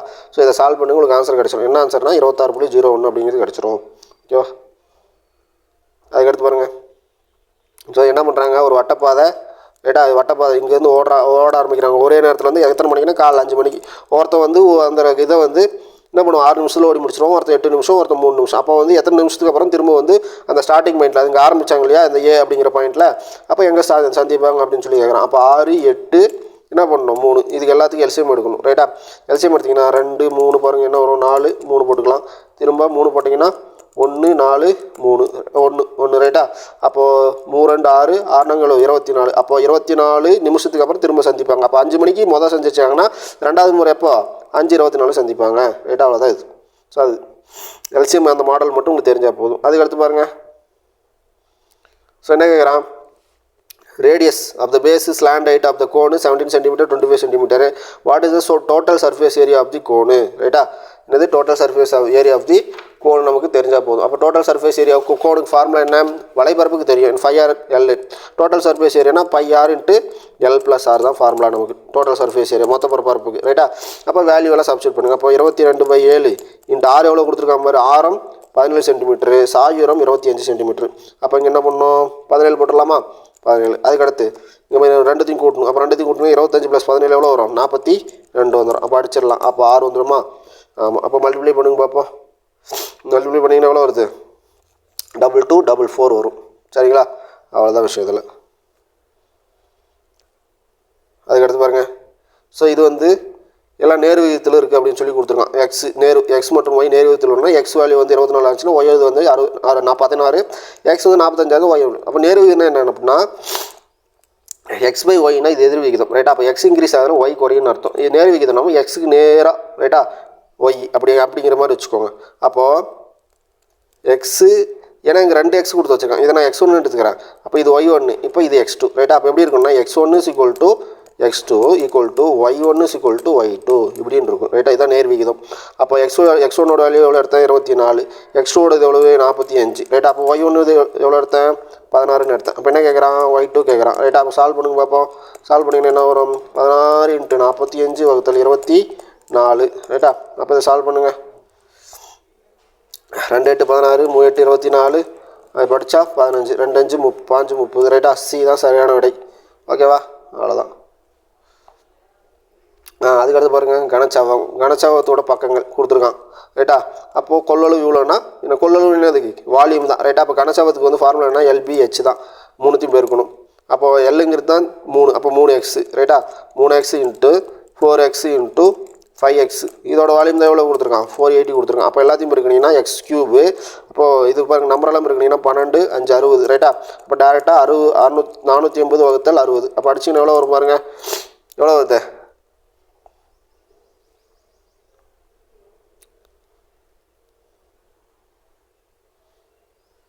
எவ்வளவு ஆமாம் 8 6 48 ரைட்டா. அப்போ எக்ஸ் வந்து எவ்வளோ வரும் x3 தான் வந்து 8 அதாவது x3 8. அப்போது இது வந்து எப்படி எழுதலாம் பாருங்க 8 2 கியூப்னு எழுதலாமா. அப்போ கியூப் கேன்சல் பண்ணிட்டோம்னா ஆமாம் ரைட்டா. அப்போ x = 2. அப்போது எக்ஸ் ஈக்குவல் டு 2னா என்ன கேட்குறான், மிகப்பெரிய பக்கத்திற்கு மிகச்சிறிய பக்கத்துக்கும். அப்போ இந்த எக்ஸில் வந்து வேல்யூ சப்ஸ்டிட் பண்ணுங்க. அப்போ ரேஷியோ பார்த்தாவே தெரியும் உங்களுக்கு. அப்போ 3ங்கிறது சின்னது, 5ங்கிறது பெருசு, ரைட்டா? ஏன்னா எக்ஸுங்கிறது 1 தானே, ஒரே வேல்யூ தானே. அப்போ எக்ஸுக்கு வேல்யூ என்ன கிடைச்சிது, 2. அப்போ 3 × 2 6 ஒன்று கிடைக்கும். இப்போ 5 × 2 10, ரைட்டா? அப்போ 10ல் 6 போச்சுன்னா 4, ரைட்டா? அப்போ 4ங்கிறது பி, அதுதான் சரியான விடை. அதுக்கடுத்து பாருங்கள். ஸோ சரியான என்ன கொடுத்துருக்கான், 10 கிலோ அரிசி வந்து 5 கிலோ வந்து ஒன்றா சேர்க்குறாங்களாம், ரைட்டா? உயர்ந்த தரம் கொண்ட அரிசியோட விலை வந்து 85 கிராமு, இன்னொன்றுத்தோட விலை வந்து 46 கிராமு, ரைட்டா?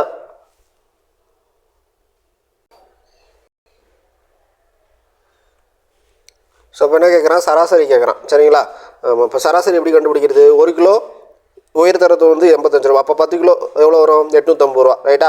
அப்போ அங்கே பாருங்கள், குறைந்த தரம் வந்து 1 கிலோ வந்து 46 ரூபா, அப்போ 5 கிலோ எவ்வளோ வரும், 5 30, 5 20, ரைட்டா? அவ்வளோ 230 ரூபா வரும். அப்போ என்ன பண்ணணும் நீங்கள், 850 + 230 வகுத்தல் எவ்வளோ 15ன்னு போட்டிங்கன்னா உங்களுக்கு ஆன்சர் கிடச்சிடும். எவ்வளோனா 72. ஒன்று அப்படி போடலாம், இல்லைனா வேறு எப்படி போடலாம், நாங்கள் பாருங்களேன். அப்போ 10 கிலோ இருக்குது, 10 கிலோன்னா 1 கிலோ வந்து 85, ரைட்டா? அப்போது சராசரி 85.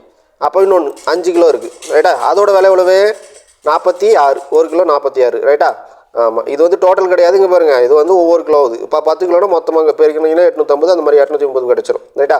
அப்போ என்ன பண்ணுறீங்கன்னா இங்கே பாருங்களேன், சராசரி கேட்குறான், ரைட்டா? சராசரி விலை கேட்குறான். அப்போ என்ன பண்ணுங்க, இதை வந்து நீங்கள் சராசரி எடுத்துக்கோங்க, ரைட்டா? 85 அப்படி தனியாக போட்டுருங்க. போட்டுட்டு 85 என்ன ஆகுது, 85 விட கம்மியாக இருக்கிற வந்து ஒரு ரைஸ் தான் கலக்கிறான், ரைட்டா? விலை கம்மியாக இருக்குது. அப்போ என்ன பண்ணுவோம், விலை எப்படியும் கம்மியாகும், ரைட்டா? அப்போ என்ன பண்ணுங்க, இங்கே மைனஸ் போட்டுருங்க. போட்டுட்டு மொத்தமாக எத்தனை கிலோ இருக்குது பாருங்கள், 15 கிலோ. அப்போ 15 கிலோ போட்டுருங்க.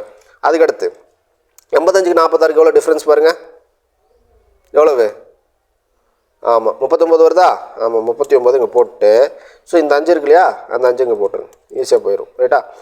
ஆமாம், இப்போ இதை சால்வ் பண்ணுங்க பார்ப்போம். சால்வ் பண்ணிங்கன்னா எவ்வளோ வரும், 5 5 3 15, இங்கே 13 39, அப்புறம் இங்கே அடிச்சு. அப்போ 85 - 13, அப்போ 85 - 13 எவ்வளோ வரும், 72, ரைட்டா? அப்போ 72ங்கிறது என்னது, சரியான விடை, ஓகேவா?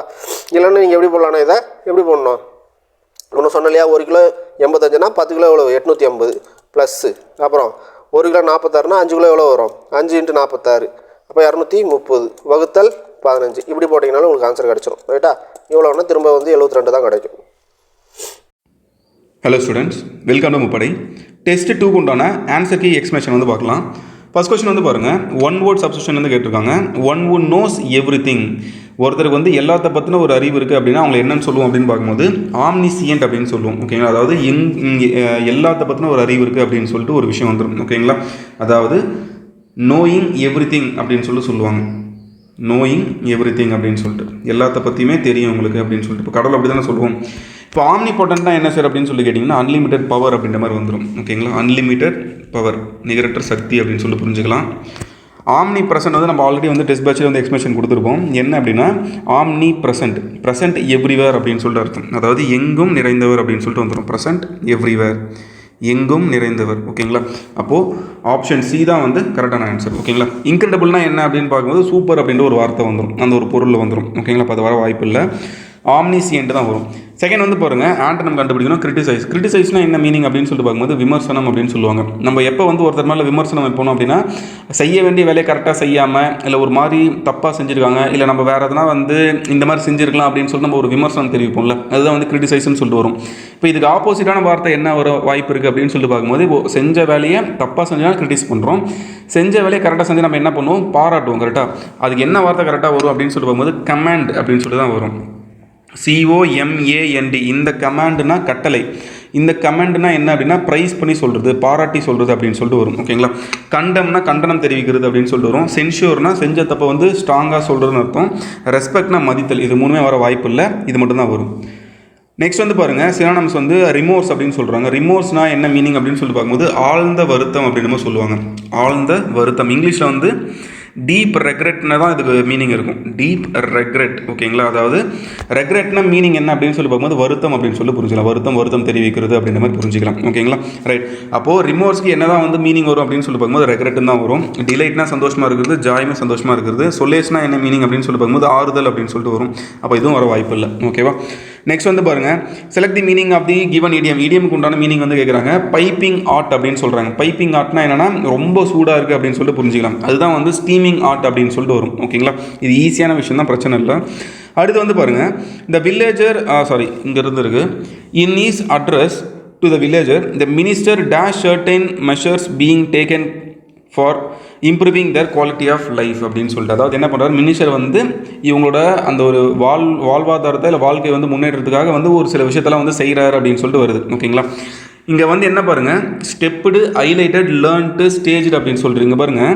த மினிஸ்டர் அப்படின்னு இருக்குது டேஷ் சர்டைன் மெஷர்ஸ் அப்படின்னு சொல்லிட்டு, அதாவது சில விஷயத்தை வந்து அவர் என்ன பண்ணுறாரு அப்படின்னா கையில் எடுத்து செய்கிறாரு அப்படின்னு சொல்லிட்டு வரும். கரெக்டாக அதுக்கு என்ன வார்த்தை கரெக்டாக வரும் அப்படின்னா ஹைலைட்டட் அப்படின்னு சொல்லிட்டு தான் வரும். ஹைலைட்டட்னா என்ன மீனிங் அப்படின்னு சொல்லிட்டு பார்க்கும்போது ஸ்பெஷல் அட்டென்ஷன் அப்படின்னு சொல்லிட்டு புரிஞ்சுக்கலாம். ஓகேங்களா, மினிஸ்டர் வந்து இவங்க வாழ்வாதாரத்தை இது பண்ணுறதுக்காகனா இந்த ஒரு நடவடிக்கை எடுத்தார், குறிப்பிட்டு இந்த நடவடிக்கை எடுத்தார் அப்படின்னு சொல்லிட்டு வரும். அப்போது ஹைலைட்டட் அப்படின்னு சொல்லிட்டு தான் வரும். இந்த ஸ்டெப்டு லேர்ன்ட்டு ஸ்டேஜ் இது மூணுமே வர வாய்ப்பு இல்லை. ஓகேங்களா, இது எல்லாமே குட்டி குட்டி வார்த்தை, இதோட மீனிங் உங்களுக்கே தெரியும். அடுத்து வந்து பாருங்கள் select the meaning of a given idiom. இடியமோட மீனிங் கேட்டிருக்காங்க கால் இட் அ டே அப்படின்னு சொல்லிட்டு. ஓகேங்களா, கால் இட் அ டேனா என்ன மீனிங் அப்படின்னா இப்போ நம்ம ஒரு விஷயம் செஞ்சுட்டே இப்போ ஒரு சினிமா ஷூட்டிங் நடக்குதுன்னு வச்சுக்கோங்க. சினிமா ஷூட்டிங் நடந்துகிட்டே இருக்குது. திடீர்னு வந்து ஏதோ ஒரு பிரச்சனை இருக்குது அப்படின்னா டேரக்டர் என்ன பண்ணுவாங்க, அந்த டே வந்து கால் ஆஃப் பண்ணிடுங்க அப்படின்னா அந்த டேவை கேன்சல் பண்ணிடுங்கன்னு சொல்லுவாங்க.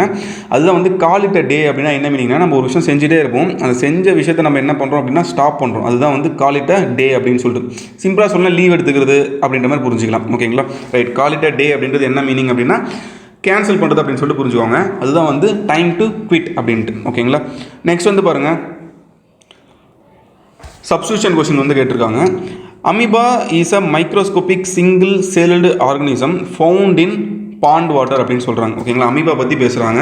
அதனால தான் வந்து வெர்பு வந்து என்ன வருதுன்னா சிங்கிள் நவுன்னால சிங்குலர் வெர்பு வந்துருக்கு, பிரச்சனை இல்லை. ஓகேங்களா, இங்கே வந்து பாருங்கள் சிங்கிள் செல்டு ஆர்கனிசம் தான் கரெக்ட். ஆர்கனிசம்ஸ்னு சொல்லிட்டு எஸ் வரக்கூடாது. ஏன்னா வந்து அமீபா பற்றி மட்டும் தான் பேசுகிறோம். அமீபா வேறு எதனா கூட நிறைய பற்றி பேசுகிறோமா இல்லை. கரெக்டாக அப்போ சிங்குலர் நவுன்னால சிங்குலர் அந்த ஒரு இது தான் வரும். அப்போ இங்கே ஆர்கனிசம் கரெக்டாக தான் இருக்குது. ஃபவுண்டு இன் பாண்டு வாட்டர், ஆமாம் பாண்டு வாட்டருக்கு உள்ளே தான் வந்து அது இருக்குது. கரெக்டாக இன்னா உள்ள அப்படின்னு சொல்லிட்டு வரும். அப்போ எல்லாமே கரெக்டாக இருக்கிறதுனால இதுக்கு வந்து எந்த சப்ஸ்டியூஷனும் வந்து தேவைப்படாது. ஓகேவா, நெக்ஸ்ட் வந்து பாருங்கள் எரர்ஸ் படாத கிராமட்டிக்கலி எரர் அது கேட்குறாங்க. Time and technology are two important factors that which change substance into resources அப்படின்னு சொல்லிட்டு வருது. இங்கே பாருங்கள் time and technology are two important factors. இங்கே தட்டு விச் அப்படின்னு சொல்லிட்டு ரெண்டு இருக்குது. அதாவது இது ப்ரொனோன் அப்படின்னு சொல்லிட்டு வரும். கரெக்டாக இது ரெண்டுத்தில் எதனா ஒன்று போட்டால் கூட வந்து கரெக்டாக தான் இருக்கும். இங்கே ரெண்டுமே தேவைப்படாது. அதனால் நம்ம என்ன பண்ணலாம் அப்படின்னா இதுதான் வந்து தவறு அப்படின்னு சொல்லிட்டு ஈஸியாகவே கண்டுபிடிச்சிட்டு போயிடலாம். பார்த்த உடனே தெரிஞ்சிடும் இதுவும் ப்ரொனோன் அப்படின்னு சொல்லிட்டு. ஓகேங்களா, நெக்ஸ்ட் வந்து பாருங்கள் சினோனிம்ஸ் வந்து கேட்குறாங்க. வேலியன்ட், வேலியன்ட்னாலே வந்து பயங்கர வீரத்தனமான தைரியமான அப்படின்னு மாதிரி புரிஞ்சுக்கலாம். ஓகேங்களா, இதோட மீனிங் கேட்குறாங்க. ஸ்கேர்டுனா பயப்படுதல், அது வராது. எந்தூசியாஸ்டிக்னா வந்து ஒரு மாதிரி ஜாலியாக இருக்கிறதுன்னு அர்த்தம், எந்துவாக இருக்கும் அப்படின்னு சொல்லுவாங்க. அப்போ இதுவும் வராது. ஃப்ரைட்டன்னா வந்து பயப்படுறது, இதுவும் வராது. அப்போது கரேஜஸ் தான் வர வாய்ப்பு இருக்குது. கரேஜஸ்னால் என்னங்க பயங்கரமாக வந்து தைரியம் உடையவர் அப்படின்னு சொல்லி புரிஞ்சுக்கலாம். Next the unemployment problem as dashed by people is not severe among the educated women அப்படின்ற மாதிரி வந்து சொல்கிறாங்க. ஓகேங்களா, அன்எம்ப்ளாய்மெண்ட் ப்ராப்ளம் பற்றி வந்து பேசுகிறாங்க. as dashed by people அப்படின்னு சொல்லிட்டு இருக்குது. அதாவது is not severe among educated woman. ரொம்ப சிம்பிளாக என்ன புரிஞ்சுக்கலாம் அப்படின்னு சொல்லி பார்க்கும்போது அன்எம்ப்ளாய்மெண்ட் பற்றி பேசுகிறாங்க இவங்க. இதில் என்ன ஒரு விஷயம் அப்படின்னா டிமாண்டட்னா என்ன மீனிங் அப்படின்னா நம்ம ஏதோ ஒன்று டிமாண்ட் பண்ணுறோம், வேண்டி கேட்டுக்கிறோம் அப்படின்னு சொல்லிட்டு வரும். ஓகேங்களா, டிசைடட் அப்படின்றதுனா நம்ம ஏதோ முடிவு பண்ணிட்டோம் அப்படின்னு சொல்லிட்டு வரும்.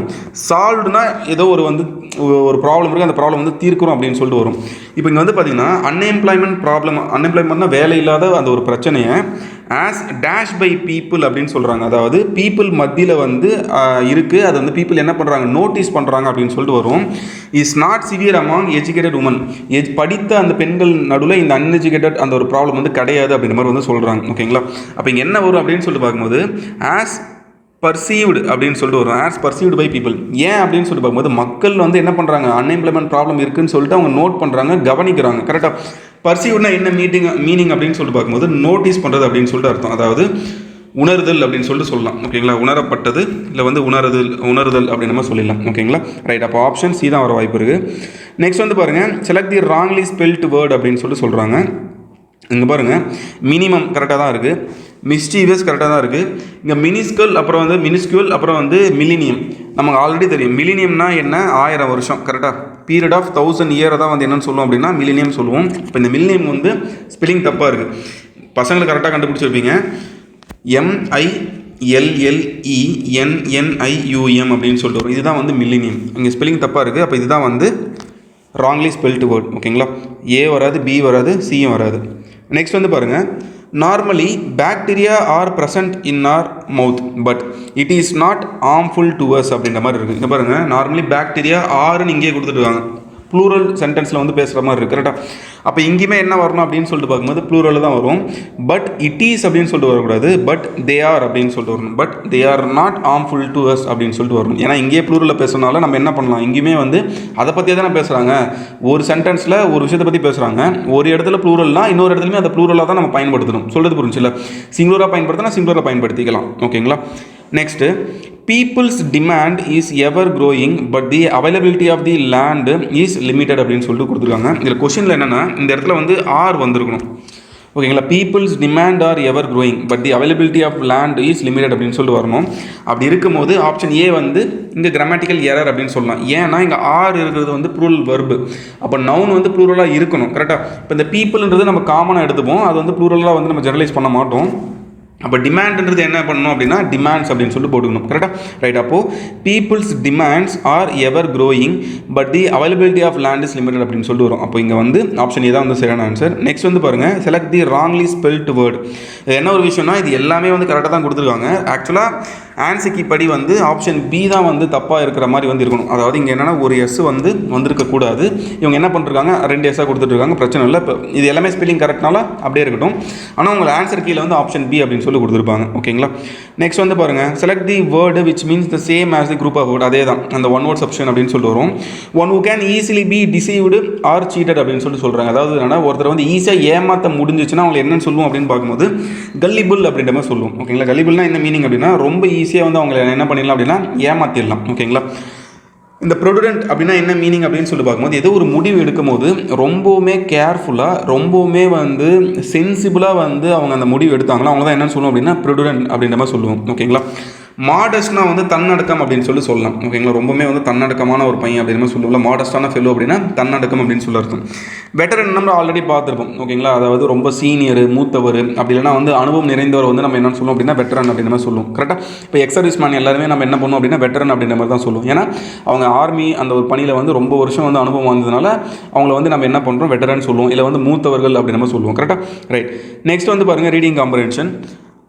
Advertisement dash our attention to various product அப்படின்னு சொல்கிறோம். அட்வர்டைஸ்மெண்ட் பார்க்கும்போது நம்மளுக்கு என்ன தெரியுது அப்படின்னு சொல்லி பார்க்கும்போது நிறைய ப்ராடக்ட் மேலே அந்த கவனத்தை வந்து நம்மளை வந்து ஈர்க்கிற மாதிரி இருக்குது அப்படின்னு சொல்லிட்டு வரும். கரெக்டாக? அதுக்கு கரெக்டான வார்த்தை என்ன அப்படின்னு சொல்லிட்டு பார்க்கும்போது ட்ரா அப்படின்னு சொல்லிட்டு தான் வரும். இது எல்லாமே பேசுகிற வழக்கிலே வந்துடும். ட்ரா அவர் அட்டென்ஷன் அப்படின்னு சொல்லிட்டு தான் வரும். ஓகேங்களா? நெக்ஸ்ட் வந்து பாருங்கள், அண்டு டிஸ்கிரைப் டேஷ் பாசிட்டிவ்லி அப்படின்னு சொல்லிட்டு இப்போது ப்ராடக்ட்ஸ் அப்படின்னு சொல்லி கொடுத்துருக்காங்க. இது வந்து ப்ளூரலில் இருக்குது. கரெக்டாக? அப்போது அதை பற்றி தான் வந்து சொல்கிறாங்க. Advertisement draws our attention to various product. நிறைய ப்ராடக்ட் மேலே வந்து அட்வர்டைஸ்மெண்ட் வந்து என்ன பண்ணுது, நம்மளோட அட்டென்ஷனை வந்து இருக்கிற மாதிரி இருக்குது. அண்டு டிஸ்கிரைப் தெம் அப்படின்னு சொல்லிட்டு தான் வரும். Describe them positively. எல்லா அட்வர்டைஸ்மெண்ட்லாம் பார்த்தீங்கன்னா அந்த ப்ராடக்ட்டை வந்து என்ன பண்ணுவாங்க, பாசிட்டிவாக தான் வந்து பேசுவாங்க. So that we become dash in buying them. அதனால் நம்ம என்ன பண்ணுறோம் அப்படின்னா அந்த பை பண்ணுறதுக்கு என்ன ஆகுது, ரொம்பவே வந்து இன்ட்ரெஸ்ட் ஆகிடுது அப்படின்னு சொல்கிறாங்க. ஆமாம் தானே? எல்லாமே பற்றி பாசிட்டிவாக சொல்லும்போது நமக்கு என்ன வந்துடும், அந்த பொருள் நம்ம வாங்கணும்னு சொல்லிட்டு நினச்சிக்கிறோம். கரெக்டாக? பையஸ்டுனா வந்து இப்போ வந்து ஒரு சாராக நடந்துக்கிறது தான் வந்து பையஸ்ன்னு சொல்லுவாங்க. இப்போ இது வர வாய்ப்பு இல்லை. டச்சுடு, பார்ஷியல் பையஸ் ரெண்டுமே ஒன்று தான் வச்சுப்பேன். டச்சுடு வர வாய்ப்பு இல்லை. அப்போ இன்ட்ரெஸ்ட் தான் வரும். ஓகேங்களா? நெக்ஸ்ட் வந்து பாருங்கள், advertising is all dash building brands. Advertising வந்து எதை பற்றினது அப்படின்னு சொல்லிட்டு பார்க்கும்போது ஒரு பிராண்டை வந்து பில்ட் பண்ணுறது தான் வந்து அட்வர்டைஸ்மெண்ட். கரெக்டாக? ஒரு பிராண்டை வந்து பில்ட் பண்ணணும், இல்லை புதுசாக ஒரு கடை ஆரம்பிக்கிறோம் அப்படின்னா அந்த கடை பற்றின அட்வர்டைஸ்மெண்ட் கொடுத்துட்டே இருப்போம். ஏன் அப்படின்னா அந்த கடை பற்றின அந்த விளம்பரத்தை வந்து கொடுக்கும்போது தான் அந்த கடையோட அந்த பிராண்ட் வந்து பெருசாகும். கரெக்டாக? ரைட். அப்போது இங்கே அபவுட் தான் வரும். கரெக்டாக?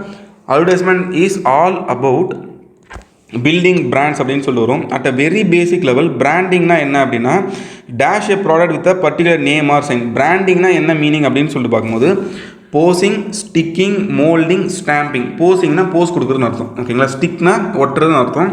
மோல்டிங்னா மோல்டு பண்ணுறதுன்னு அர்த்தம். ஓகேங்களா?